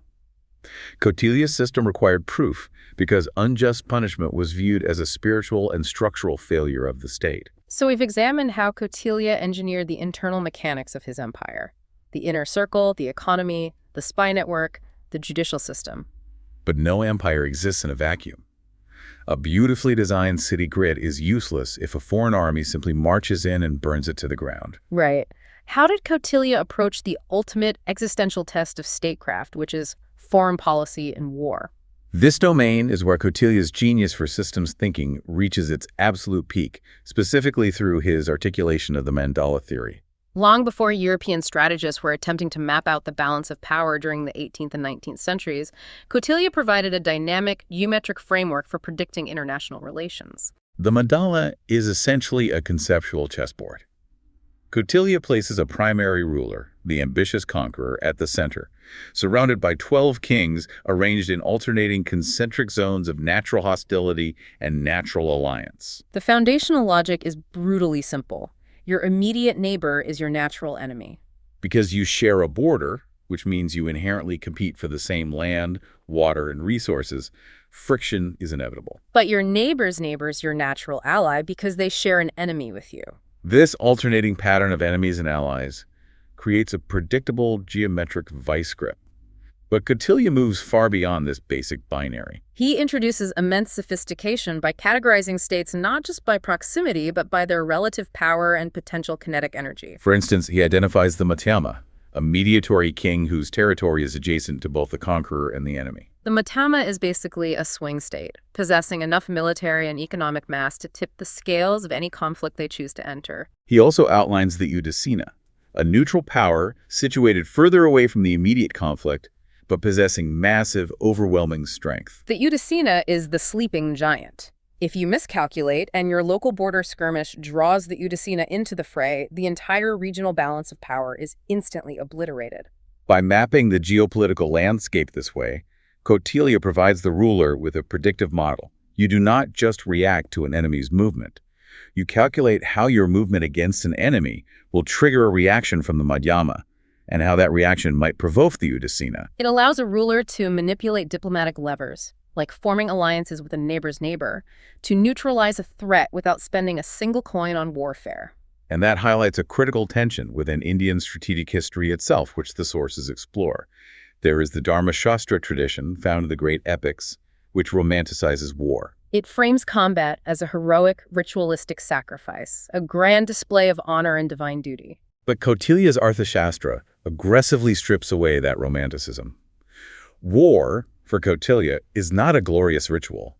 It is a highly destructive, economically ruinous, and inherently unpredictable tool of statecraft. It is the ultimate failure of efficiency. Despite providing exhaustive tactical manuals on siege warfare, assassination, and battlefield formations, Kautilya fundamentally preferred peace. So what does this all mean for how he actually operated? Well, his logic is unassailable. War destroys the very economic activity, the agriculture, the trade, the infrastructure that he spent a third of his treatise trying to cultivate. Therefore, his foreign policy dictates that before ever drawing a sword, a ruler must exhaust the other diplomatic approaches. Sama, which is conciliation and negotiation, Dana, bribery and financial leverage, and Batida, sowing internal sedition within the enemy state. Only when all these fail does he advocate danda, the application of raw military force. There is a brilliant concept in the text that, quote, the kingdom is shared with the enemy. Can you elaborate on why Kautilya viewed the internal and external domains as deeply connected? Absolutely. Kautilya viewed the internal and external domains as a fluid continuum. An enemy isn't just a foreign king. It could be a rebellious provincial governor or a disgruntled military commander within your own borders. The borders of sovereignty are porous. Therefore, the tools you use, espionage, bribery, strategic alliances, are perfectly interchangeable between domestic politics and foreign diplomacy. Contrast this holistic view with Machiavelli, who viewed military might as the sole ultimate guarantor of a state's existence, largely ignoring the economic and diplomatic nuances that prevent war in the first place. However, there is one highly specific military mechanism where these two divergent thinkers arrive at the exact same, inescapable conclusion. They both recognize that outsourcing your state's monopoly on violence is absolute suicide. They utterly despise mercenaries. Kautilya referred to alien troops and forest tribes as a viper in one's bosom when there is no plunder. The mechanism of a mercenary force is inherently flawed. Their only objective is plunder. They have no ideological or structural loyalty to the state. The moment the treasury runs dry, or the moment they face a determined, lethal enemy, they will turn their weapons on their employer. Machiavelli lived through the catastrophic results of this mechanism. The Italian city-states relied extensively on condottieri, professional mercenary commanders. And these forces would frequently accept payment and then refuse to fight bloody engagements or simply switch sides if a rival city offered a higher bid. Machiavelli forcefully argues that a ruler is better off losing with his own troops than winning with someone else's. A victory won with auxiliary forces is not a real victory because you remain entirely at the mercy of the troops who won it for you. You have merely traded one master for another. Kautilya's solution to this was institutionalization. The Mauryans applied this by maintaining a massive, highly trained, professional standing army. They internalized their security apparatus just as they internalized their economic production. They maintained vast divisions of infantry, cavalry, and chariots, and a dedicated, terrifying corps of war elephants which functioned as the main battle tanks of the ancient world. They even built a state-controlled navy to secure their maritime trade routes across the Indian Ocean. And when we pull back and look at all these components together, the standing army, the geopolitical mandala, the judicial courts, the macroeconomic regulations, the spy network, and the disciplined inner circle, we see a breathtaking masterclass in holistic systems thinking.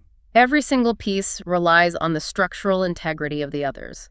The standing army protects the borders, allowing the agricultural economy to flourish. The thriving economy generates the tax revenue that funds the massive administrative bureaucracy. The bureaucracy, monitored by the intelligence network, delivers accurate justice. Justice prevents the law of the fish and maintains Dharma. And the preservation of Dharma ensures the loyalty and prosperity of the people, which in turn provides the manpower and wealth that strengthens the army. It is a perfectly closed, brilliantly engineered thermodynamic loop of civilization. Which brings us to the ultimate resolution of our initial premise. The label the Indian Machiavelli is historically bankrupt. It completely misses Kautilya's obsession with Dharma, public welfare, and systemic balance over mere survival. Machiavelli wrote a survival guide for a dictator trapped in a burning building, offering tactical advice on how to hold the door shut for one more night. Kautilya wrote the architectural blueprints for a self-sustaining civilization designed to endure for centuries. Machiavelli divorced ethics from the exercise of power. Kautilya recognized that ethics, when systematically enforced and economically reported, is the very engine that makes political endurance possible. So if you are listening to this right now, whether you are managing a small team, running business, or just trying to be well-informed, these two ancient architects demand that you examine your own paradigm. Are you operating like the architect of the panic room? Are you leading through isolation, hoarding information, viewing your team with baseline suspicion, and making tactical moves just to maintain control? Or are you attempting to build a system? Are you creating an environment where information flows upward without fear, where the wealth of your organization is actively cultivated, and where the structure itself naturally generates loyalty and resilience? True power, the kind that lasts beyond a single chaotic season, doesn't emerge from paranoia or brute force. It emerges from deep integration. It comes from the profound realization that your long-term success as a leader is inextricably, structurally bound to the prosperity, security, and ethical alignment of the people operating within your system. Well said. But as we wrap up this deep dive, I want to leave you with one final, slightly uncomfortable thought experiment to mull over. Oh, lay it on us. We have spent this time marveling at the sheer genius of Kautilya's grand design. We've praised this perfectly aligned clockwork system where the king is a flawless sage, the economy is meticulously managed for optimal output, and a vast invisible network of spies monitors every transaction and conversation to ensure cosmic harmony and public welfare. It sounds like the ultimate flawlessly functioning machine. It does. But in a system engineered to be that perfect, that relentlessly managed, and that comprehensively observed, does it actually leave any oxygen for individual liberty? Or in the noble pursuit of the perfectly harmonious empire, does the individual citizen cease to be a human being and simply become an invisible, entirely consumed cog in the magnificent machinery of the state? It's something to think about the next time you try to write the rules for human behavior. Picture a split screen in your mind for a second. On the left side, you have, well, the absolute apex of human ambition and material control. Right. We were talking about a man who built an empire so terrifyingly efficient that it basically operated like a modern Silicon Valley algorithm, but, carved in stone and blood. Yeah, the living embodiment of total unyielding power. Exactly. I mean, he commands a standing army anchored by 500 war elephants. Yeah.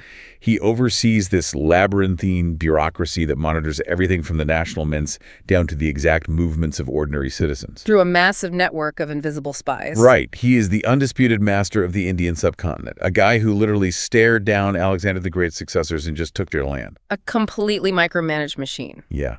Now look at the right side of the screen. The opulent palaces of Pataliputra, they're gone. The war elephants are gone. All of it. You just see a man sitting in a remote, windswept cave on a rocky hill in the deep south.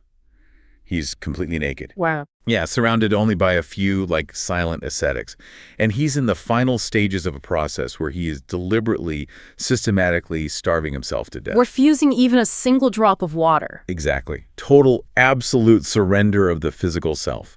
The ultimate erasure. Which is such a massive contrast. It breaks my brain. And the reason we are doing this today, the thing that makes this a spectacular deep dive for you to explore, is that the man on the left side of the screen and the man on the right side of the screen, they're the exact same person. Yeah, it's wild. We are tracking the life of Chandragupta Maurya, the architect of India's Mauryan Empire. Okay, let's unpack this. How does the ultimate conqueror voluntarily transform into the ultimate ascetic? I mean, it is arguably one of the most profound psychological and physical pivots in recorded history. Right. And to decode how a human being makes that leap, we're looking at a stack of sources today that honestly fundamentally clash with one another. They really do. We have these cold, hard administrative textbooks from Vision IAS detailing the ruthless mechanics of Mauryan statecraft, Colliding directly against ancient Jain spiritual texts and cultural commentaries from platforms like Jain World. Yeah, plus we're weaving in academic papers from historical journals like the IJRR, taking notes from documentary transcripts. And diving into the really aggressive historiographical debates happening right now on Reddit. Oh, the Reddit threads are intense. Yeah. And we're even looking at modern legal documents. Absolutely. Because the friction between all these sources, that's where the truth lives. Exactly. This isn't just, dusting off ancient history. It's a study of the human condition. Right. We are unpacking the pure mechanics of absolute power, the terrifying psychology of total renunciation,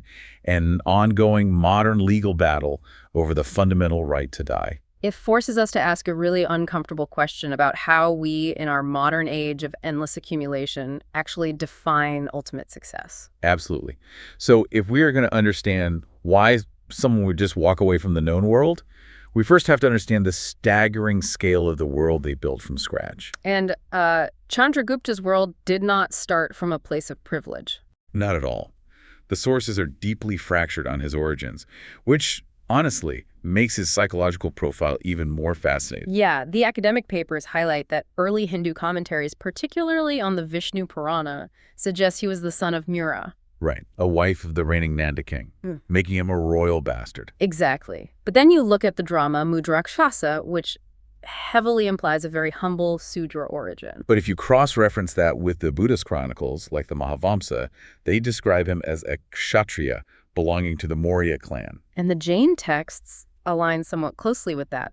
They point to a village chief's daughter's son, specifically noting the Maurya were peacock tamers. Okay, wait, that specific detail, the peacock tamer origin, it carries so much narrative weight for me. It's so vivid, right? Yeah. Whether he had diluted aristocratic blood or was purely from the margins of society, his early life was defined by extreme vulnerability. And displacement. Right. The Buddhist texts describe a childhood where his father is killed in a localized conflict, his mother abandons him in Pataliputra just to keep him alive. And he's bounced around, raised first by a cowherd and then by a hunter. So you are looking at the psychological foundation of a total outsider. Someone who understands the brutal realities of the ground level. Exactly. He has no inherited safety net. He has to rely entirely on innate cunning and charisma. Which perfectly sets the stage for, honestly, the most consequential chance encounter in the subcontinent's history. Oh, this is the best part. The legend goes that Chandragupta was playing a mock royal court game in the dirt with other village children. Right. He's acting as a judge, dispensing imaginary justice. And Chanakya, the legendary Brahmin scholar, also known as kautilya, happens to observe him. And Chanakya is a fascinating figure because he is carrying a profound empire-ending grudge. A massive chip on his shoulder. Huge. He was a highly learned thinker from Taxia, which was an intellectual powerhouse of the ancient world. But he'd recently traveled to the court of Dhanananda, the ruler of the massive Nanda Empire in Magadha. And it did not go well. No, he suffered a catastrophic public humiliation. The historical texts suggest Dhanananda mocked Chanakya's physical appearance and basically threw him out. A fatal mistake by the Nanda king. Truly. Chanakya's dignity was so thoroughly violated that he unbound his topknot and swore a sacred vow never to tie his hair again until the entire Nanda dynasty was eradicated. Yeah, I mean, that is incredibly dramatic. Right, but brilliant political theory doesn't win wars on its own. Chanakya needed a physical instrument for his intellect. He needed a sword. So he watches this boy playing king in the dirt, and recognizes raw, unrefined administrative genius. He essentially buys Chandragupta from his adoptive hunter father. Takes him back to Taxila and subjects him to this intense multi-year education, statecraft, military strategy, humanities, and, the dark arts of political survival. And the geopolitical timing of his graduation from this training could not have been more explosive. We are sitting in the late 4th century BCE. Right. Alexander the Great just died in 323 BCE. Exactly. The power vacuum left by his death has thrown the entire northwestern region into total chaos. The Greek satraps are just fighting amongst themselves. The Greek historian Justin actually mentions that a young Chandragupta had a brief, highly contentious meeting with Alexander before he died. Oh yeah, managed to offend him so deeply he had to flee the camp. Which is hilarious. But with Alexander gone, Chandragupta doesn't just hide. He mobilizes the disparate tribes and militias of the Punjab and the Northwest. Frames it as a war of liberation. Right. Systematically expelling the Greco-Macedonian garrisons and securing his own formidable, battle-hardened army. Having forged his weapon and secured a geographical base, Chanakya appoints Chandragupta at their ultimate target. Magadha, the heart of the Nanda Empire. And their first attempt is an absolute disaster. A total failure. They strike straight at the center, besiege the capital, and are heavily repelled. But the Buddhist and Jain traditions record this brilliant strategic epiphany born from this failure. Okay, I love this story. So Chandragupta is on the run, hiding in a rural hut, and he overhears an old woman scolding her child. Right, the child had burned his fingers trying to eat a piping hot cake by grabbing it directly from the center. And the mother tells him, Yeah. You are acting like Chandragupta. You don't start in the middle. You eat the cake from the edges where it has cooled. It is the birth of a terrifyingly effective military doctrine. Yeah. You do not attack the heavily fortified center of an empire while its supply lines and provincial armies are fully intact. So they pivot. They begin a systematic campaign of eating the Nanda Empire from the edges. They secure the frontiers, dismantle the provincial garrisons, cut off the capital's resources, and finally squeeze Pataliputra until Dhanananda is overthrown. It's a stunning victory. But he doesn't stop. A few years later, around 305 BCE, Seleucus and Nicator, one of Alexander's most aggressive generals, marches toward the Indus to reclaim the lost territories. And Seleucus expected to find the fractured tribal resistance Alexander had faced. Oh, he was so wrong. Yeah. Instead, he runs into the unified, hyper-militarized meat grinder of the Mauryan Empire. The resulting treaty tells you everything you need to know about the balance of power here. Seleucus cedes massive territories, essentially modern-day Afghanistan and Balochistan. And offers a marriage alliance. And in exchange, Chandragupta gives him 500 war elephants. 500. It is a flex of unimaginable proportions. Chandragupta is now the undisputed master of a pan-Indian empire. But, building an empire on the back of war elephants is almost the easy part. The true genius of the Mauryan period and the source of Chandragupta's eventual psychological collapse is the machine they built to run it. Right. This is where Chanakya's masterwork, the arthashastra, becomes the operating system of the state. Let's pull from the Vision IAS administrative study materials here. Okay. They describe this operating system as the Saptanga theory. This isn't just a loose collection of government departments. It's a highly rigid, almost biological conceptualization of a nation. Let's break down how this organism actually functioned. So the Saptanga theory argues that a sovereign state is composed of 7 interlocking limbs or elements, Okay. and none of them can survive without the others. Okay, what's the first one? The first is the Swami, the king. He is the central brain, the animating soul of the state. Makes sense. Second is the Amatya, the council of ministers and high officials. If the king is the brain, the Amatya are the nervous system, processing information, executing commands. Then you have the physical body of the state, the Janapada, which encompasses both the territory and the population. Exactly. Followed by the Durga, the fortified capital, and the network of forts that act as the skeleton, providing structural security. Got it. Then there is the Kosha, the treasury. This is the metabolism of the state, the continuous flow of taxation and resources that keeps the organism alive. Crucial. Sixth is the Bala, or Danda, the standing military, representing the muscle and physical force. And finally, the Mitra, the network of foreign allies, the external environment that supports the organism. What really strikes me when reading the breakdown of this Saptanga model is the sheer suffocating level of micromanagement required to keep the kosha, the treasury, full. Oh, it's intense. The central administration operated with 18 tirthas, these massive high functionaries like the chief minister and commander-in-chief, but beneath them, the daily lives of citizens were regulated by 26 distinct departments, Each overseen by a specific superintendent called an adhyaksha. The granularity of these departments is staggering. You're the list and you see an adhyaksha for mining, an adhyaksha for the minting of currency, for the royal armory. Which all feels pretty standard for an ancient empire. Right. But then you keep reading.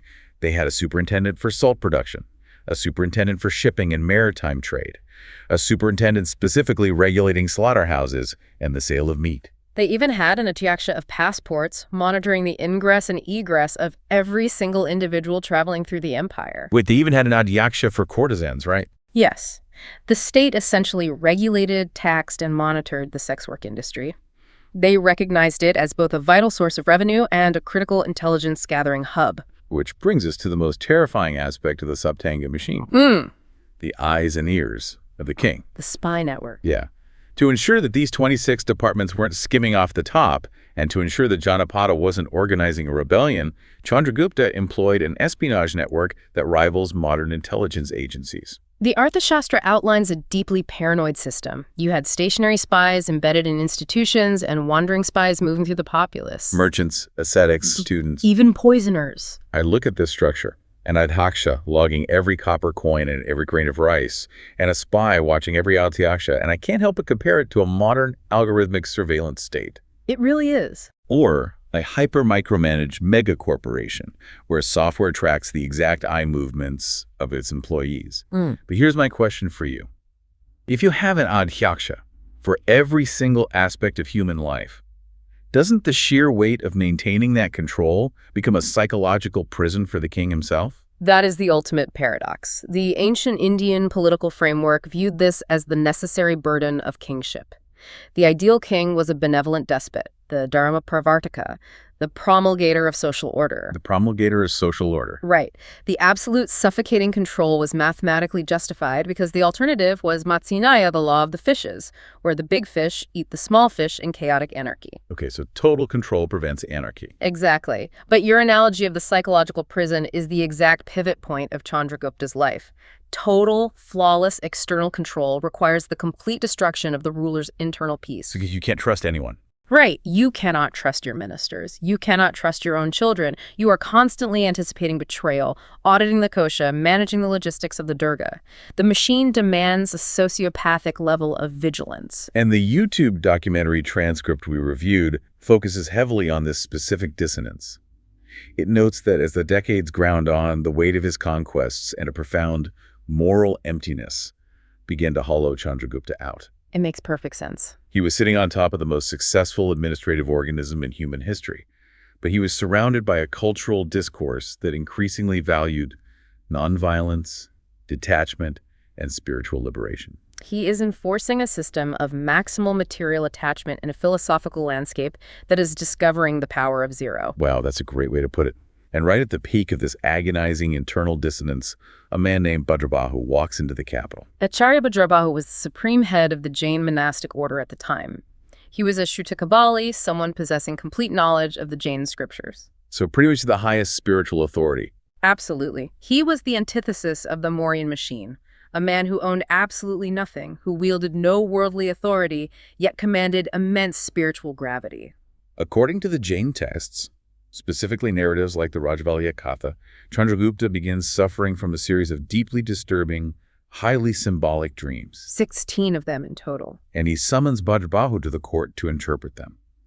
Bhadrabahu listens to the king detail these visions, and his interpretation of the final dream is apocalyptic. Yeah, he looks at the emperor and prophesies a devastating, unmitigated 12-year-long famine that will ravage the entire Mauryan Empire. A 12-year famine. To understand the terror of that prophecy, we really have to strip away our modern safety nets. Right. In the ancient agrarian economy, a 12-year famine isn't a recession. It is an extinction-level event. And crucially, it was viewed as a direct cosmic indictment of the king's dharma. Exactly. If the rains fail and the crops wither, it is because the spiritual equilibrium of the Swami is profoundly corrupted. And this wasn't just ancient doomsday fear-mongering. The historical record backs up the crisis. We have hard archaeological proof that a catastrophic famine did hit the subcontinent during this era. The sources point us to the Sohagara copper plate inscription found in Gorakhpur and the Mahastana inscription in Bogra. Both of these are crucial administrative documents written in the ancient Brahmi script. They detail the frantic, meticulous relief efforts launched by the Mauryan state.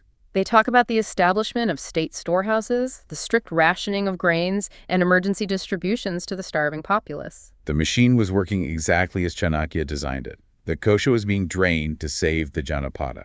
But despite the brutal efficiency of the relief efforts, the sheer scale of the human misery unfolding across millions of square miles breaks Chandragupta. The texts describe him as becoming deeply, inconsolably dejected. He looks at his life's work, the rivers of blood spilled to conquer the Nandas, the wars with the Greeks, the suffocating espionage, the relentless accumulation of wealth, and sees his people dying in the dust anyway. It shatters the illusion of absolute control. The state can regulate the mints and the courtesans, but it cannot command the clouds. So Chandragupta makes a decision that effectively short-circuits the ancient political order. He abdicates. Just walks away. He formally hands the entire sprawling apparatus of the Mauryan Empire over to his son, Bindusara. He takes off the crown, strips away the royal silks, renounces all wealth, and joins Bhadrabahu's ascetic order. And he literally turns his back on the capital and begins a long, punishing migration southward on foot. Now, let's look at this cynically for a second, because we have to address the political reality of what just happened. Okay. You have spent your entire adult life building this meticulous treasury and this invincible aura. Now, a 12-year famine is destroying the economy and people are starving in the streets. The political blowback is going to be monumental. Sure. The blame will fall squarely on the king. So isn't shedding the crown and running off to a monastery in the south just a highly convenient, incredibly well-timed exit strategy? That's a very fair question. I mean, when a 12-year famine threatens to bankrupt the meticulous kosha you built, isn't joining a monastery a great way to avoid the blame? He escapes the stress of an unsolvable crisis and secures a reputation for piety all at once. Well, what's fascinating here is that it is the natural modern reflex to read political calculation into religious acts, right? Especially with a leader trained by Chanakya. Exactly. If we view it purely through the lens of optics, stepping down during an unwinnable catastrophe absolutely preserves his legacy. He leaves on a spiritual high note rather than being overthrown by starving peasants. Right. However, looking at this solely through a Machiavellian lens ignores the profound gravity of ancient Indian theology. In the Jain and broader Dharmic worldview, the famine is inexorably tied to the king's personal karma. Okay, go on. If he stays on the throne while harboring internal guilt, violent memories, and spiritual dissonance, his negative karmic field is actively making the famine worse. Oh, wow. So he's the spiritual contagion. Exactly. Leaving the throne wasn't a dereliction of duty. In this specific theological framework, renouncing his power was the ultimate agonizing act of taking responsibility. By removing his heavy, blood-soaked karmic footprint from the state apparatus, he was giving the empire its best chance to heal. He wasn't fleeing the machine. He was deliberately unplugging himself to save the organism. And in doing so, he plugs himself into a completely different, infinitely more terrifying system. The spiritual mechanics of Jain asceticism. Right. Having left the physical empire of Magadha, Chandragupta travels to a place called Shravanabelagola in modern-day Karnataka.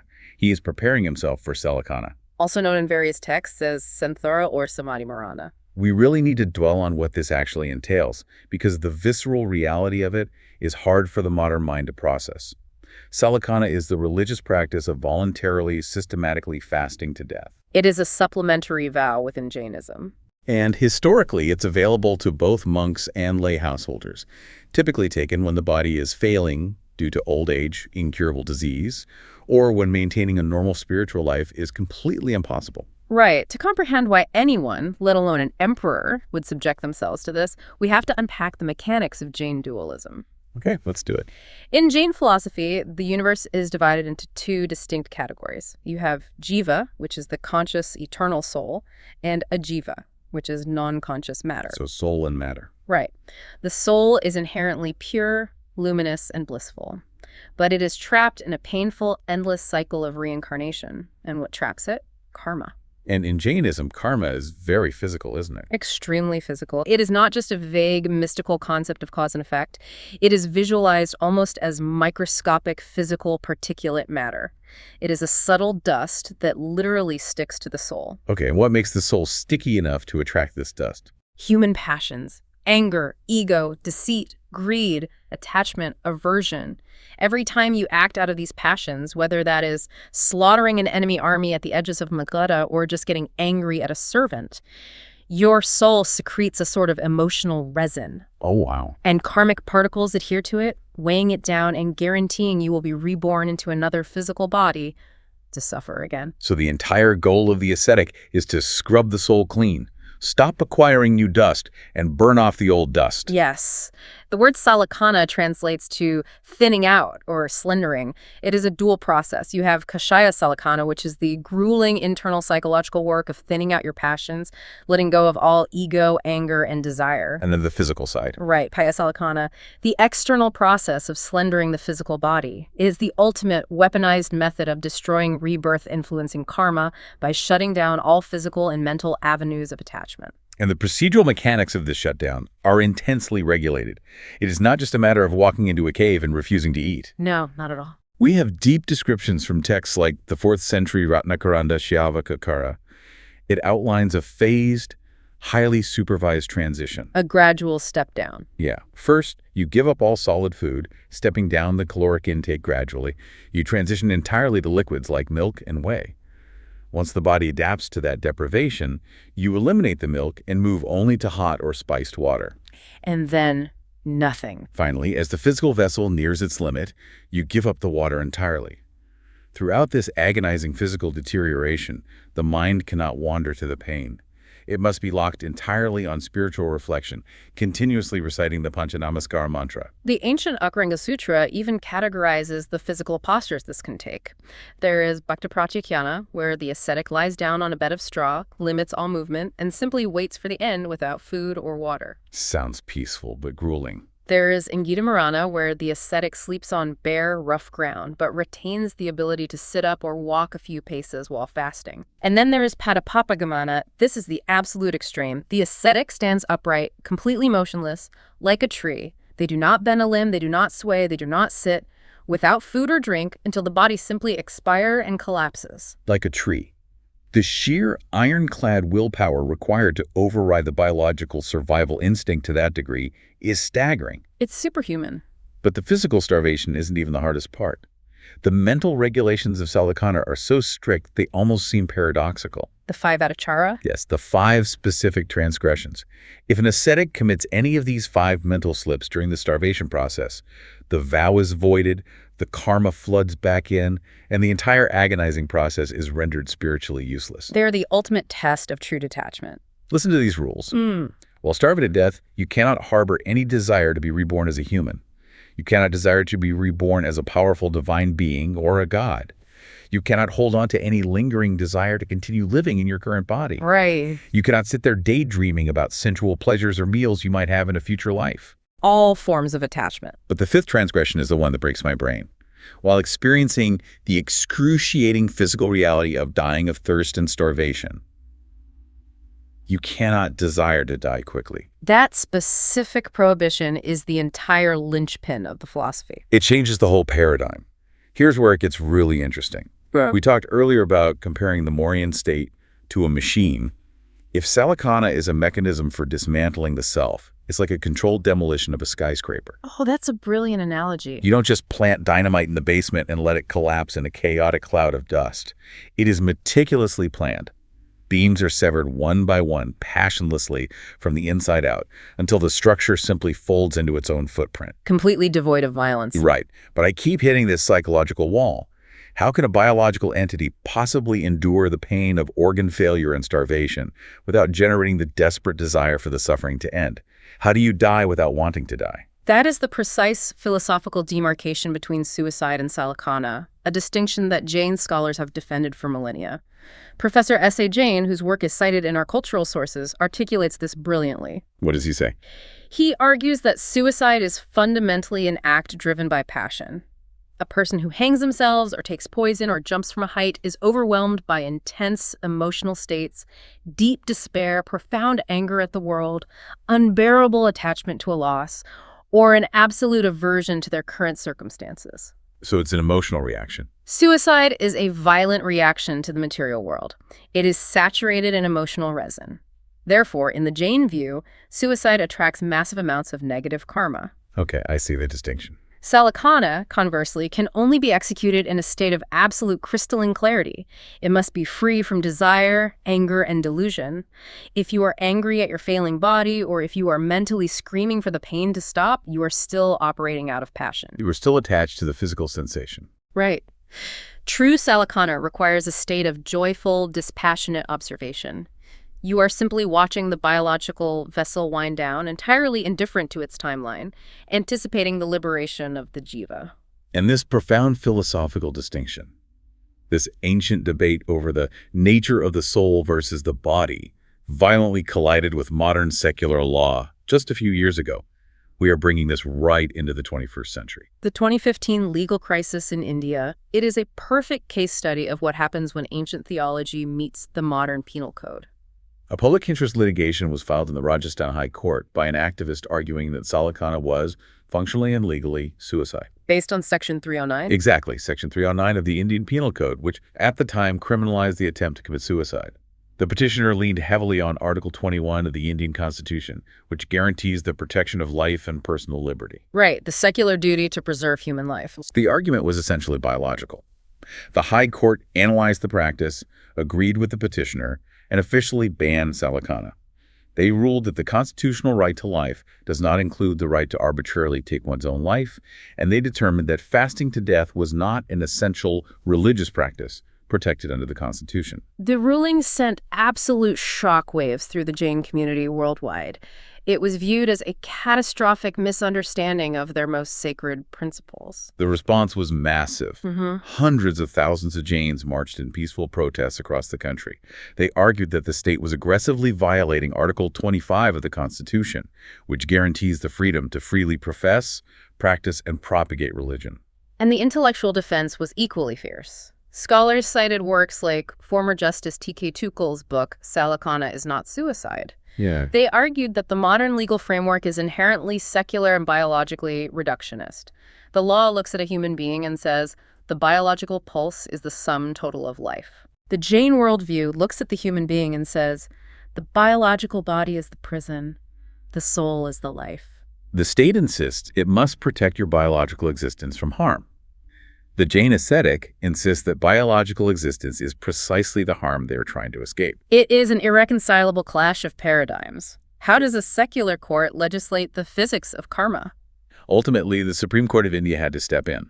In 2016, they issued a stay on the Rajasthan High Court's decision, effectively lifting the ban and allowing the practice to continue, while the broader, incredibly dense constitutional questions regarding bodily autonomy and the right to die are debated. It remains one of the most profound legal and ethical debates of our time, and it is the exact path Chandragupta Maurya committed himself to. According to the tradition, Chandragupta lived in a small cave on Chandragiri Hill at Shravanabelagola for roughly 12 years. Wow, 12 years. He lived as a humble disciple, worshiping the footprints of his teacher Bhadrabahu, who had already completed his own Salakana and passed away. Right. And eventually, around 298 BCE, the man who had traded 500 elephants for an empire sat down on the stone floor, refused his final cup of water, and slowly let the biological machine fail. Just walked away from it all. And the location where he chose to do this wasn't just a random piece of geography.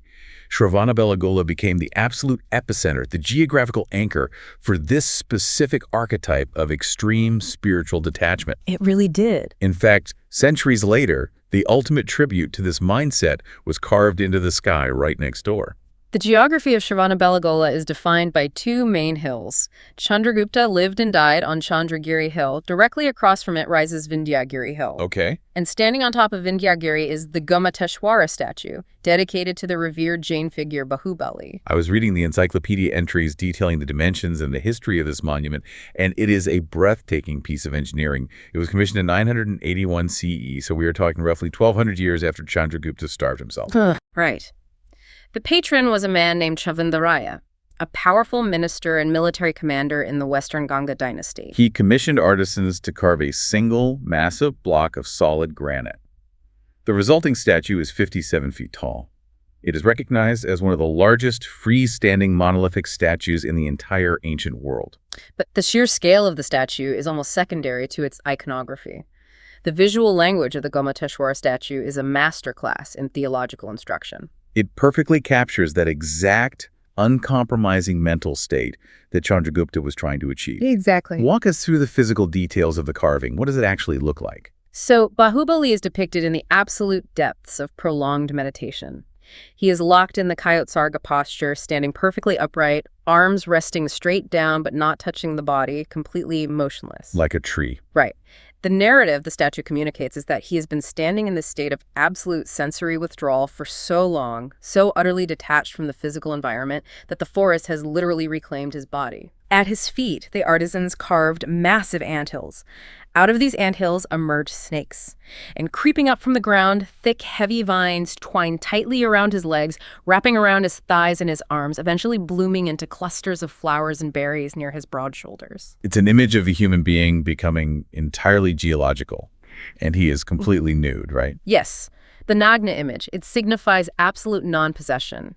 He has shed not just clothing, but the concepts of shame, ego, and societal convention. That's powerful. But the most arresting feature is his face. He has tightly curled hair ringlets and large, elongated earlobes.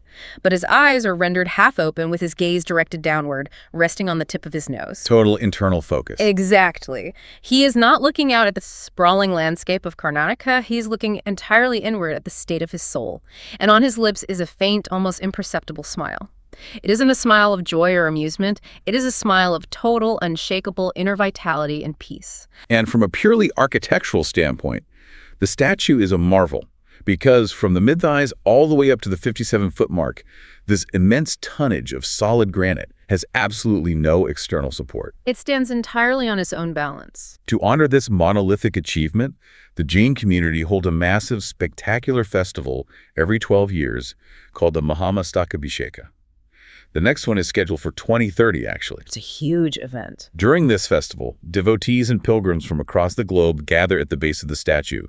They construct massive scaffolding, and priests ritually bathe the 57-foot giant. They pour hundreds of pots of water, fresh milk, turmeric paste, saffron, ghee, and ishukrasa sugarcane juice cascading down from the head to the feet. And, the origins of this bathing ritual are tied to a wonderful local legend that cuts right to the core theme of shedding the ego. You were talking about the legend of the old woman and the gulakai fruit. Exactly, the legend of Kushmandini. When the mighty minister Chavandaraya finally completed this staggering 57-foot monument, he was immensely proud of his achievement. He had poured vast fortunes into it. He organized the very first grand abhisheka, preparing hundreds of pots of precious liquids to bathe the statue. But his heart was bloated with arrogance. He believed he was the greatest patron of the faith. The legend says that as the priests poured the hundreds of pots of milk over the statue's head, a miracle occurred. The milk miraculously refused to flow below the statue's navel. No matter how much they poured, it would not wash the lower half of the body. Oh, wow. Then an impoverished old woman stepped out of the crowd. She was actually the protective goddess Kushmandini in disguise. She had no wealth. She held only a few drops of milk cupped inside the shell of a small white gulakai fruit. And she offers that. She humbly poured her meager offering over the statue's feet. Instantly, her few drops of milk miraculously surged upward and bathed the entire 57-foot monolith from head to toe. That's incredible. Chavandaraya instantly realized his profound spiritual error. The size of the monument and the wealth of the patron meant nothing if it was driven by ego.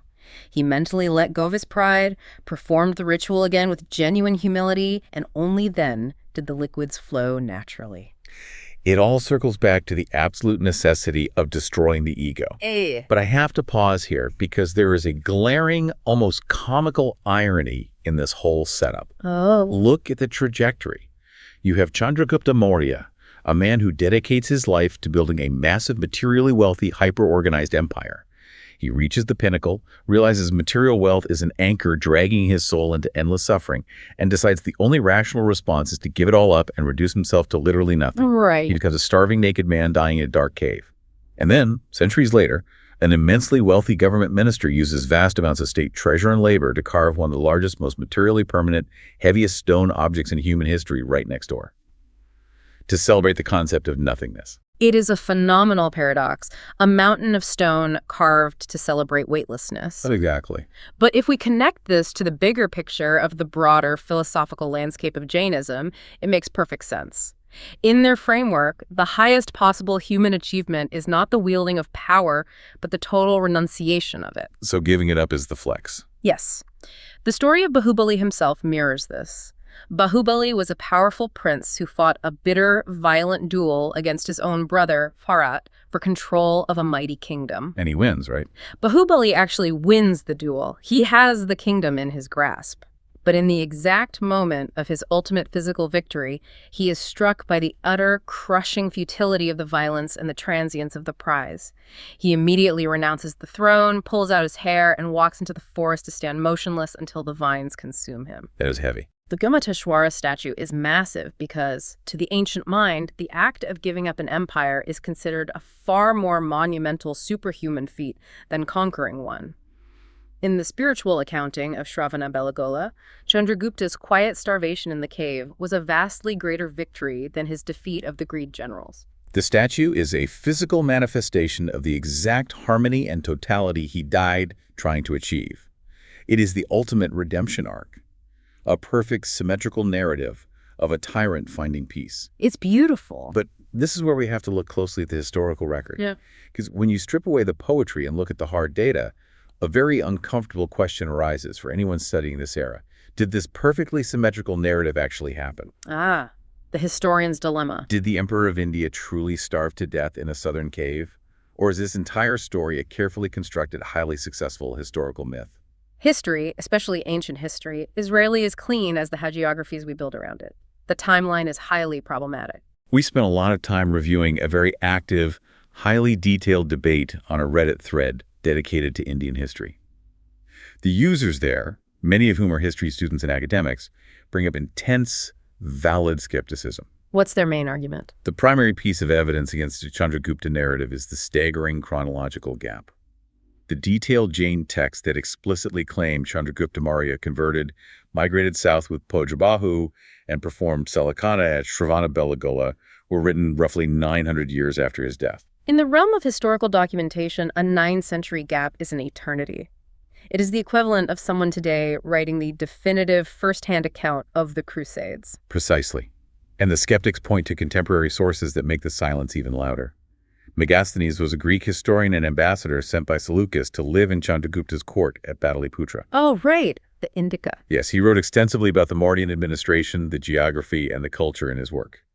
Megasthenes describes the king's habits, his guards, his cities, but he never mentions Chandragupta showing any specific inclination toward Jainism. That's a noticeable omission. Furthermore, there are other historical texts that suggest Chandragupta actively participated in traditional Vedic animal sacrifices, which is the absolute, non-negotiable antithesis of Jain principles of ahimsa, or nonviolence. And this skepticism isn't just confined to anonymous forums. It is a very active, sometimes contentious debate among contemporary historians and cultural commentators in India today. One of the sources we looked at references an aggressive critique by Devdutt Patnaik, a highly prominent Indian author and mythologist. What's his take? Patnaik argues that later religious communities, specifically Jains and Buddhists, essentially invented these conversion narratives centuries after the fact.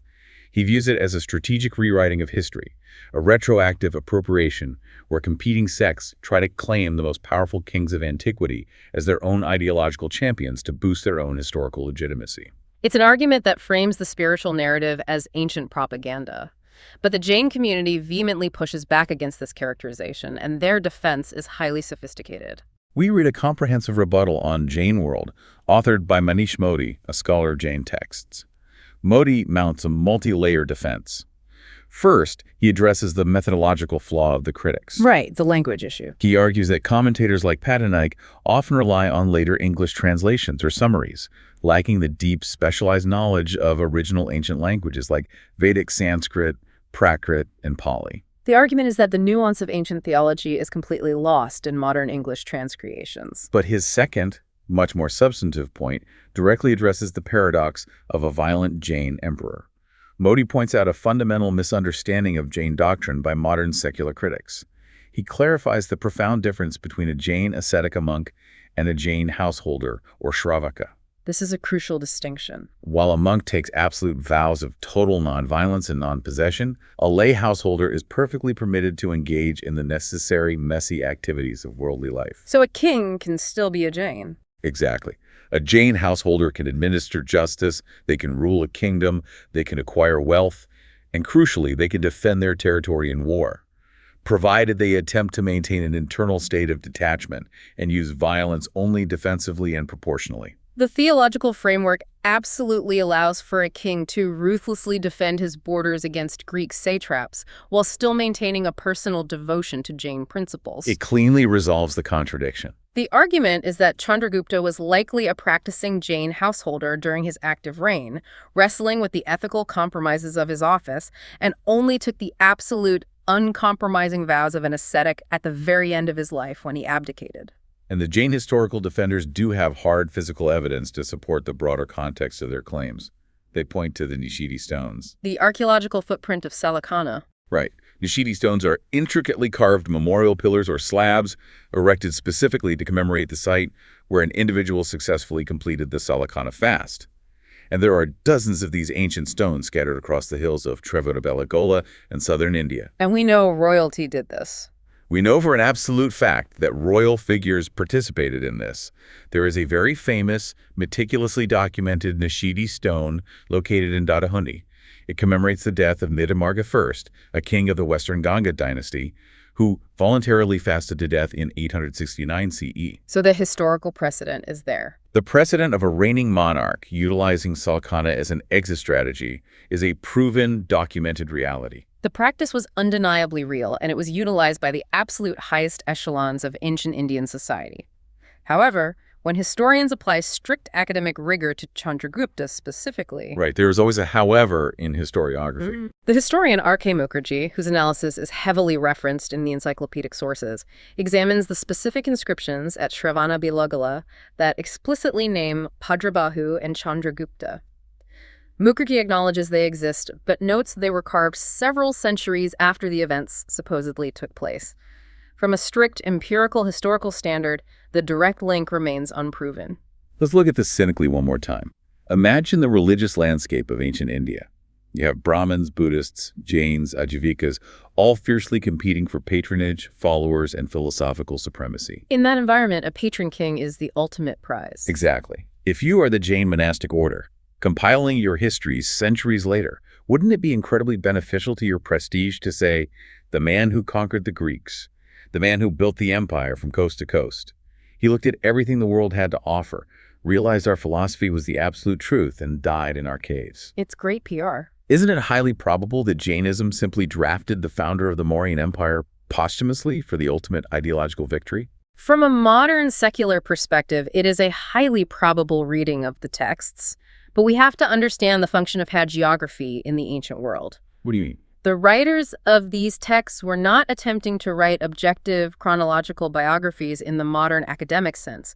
They were writing spiritual treatises. They were communicating profound moral truths, using the lives of great figures as a canvas. So the truth is in the message, not the dates. Right. Whether Chandragupta physically starved in that specific cave, or whether the story is a carefully crafted spiritual allegory based on a lesser historical truth, the belief in his conversion became a monumental historical force in its own right. It shaped the culture. The narrative actively shaped the identity of Jainism. It transformed Shravanabelagala into a sacred, enduring pilgrimage site. It deeply influenced the culture and politics of the southern dynasties.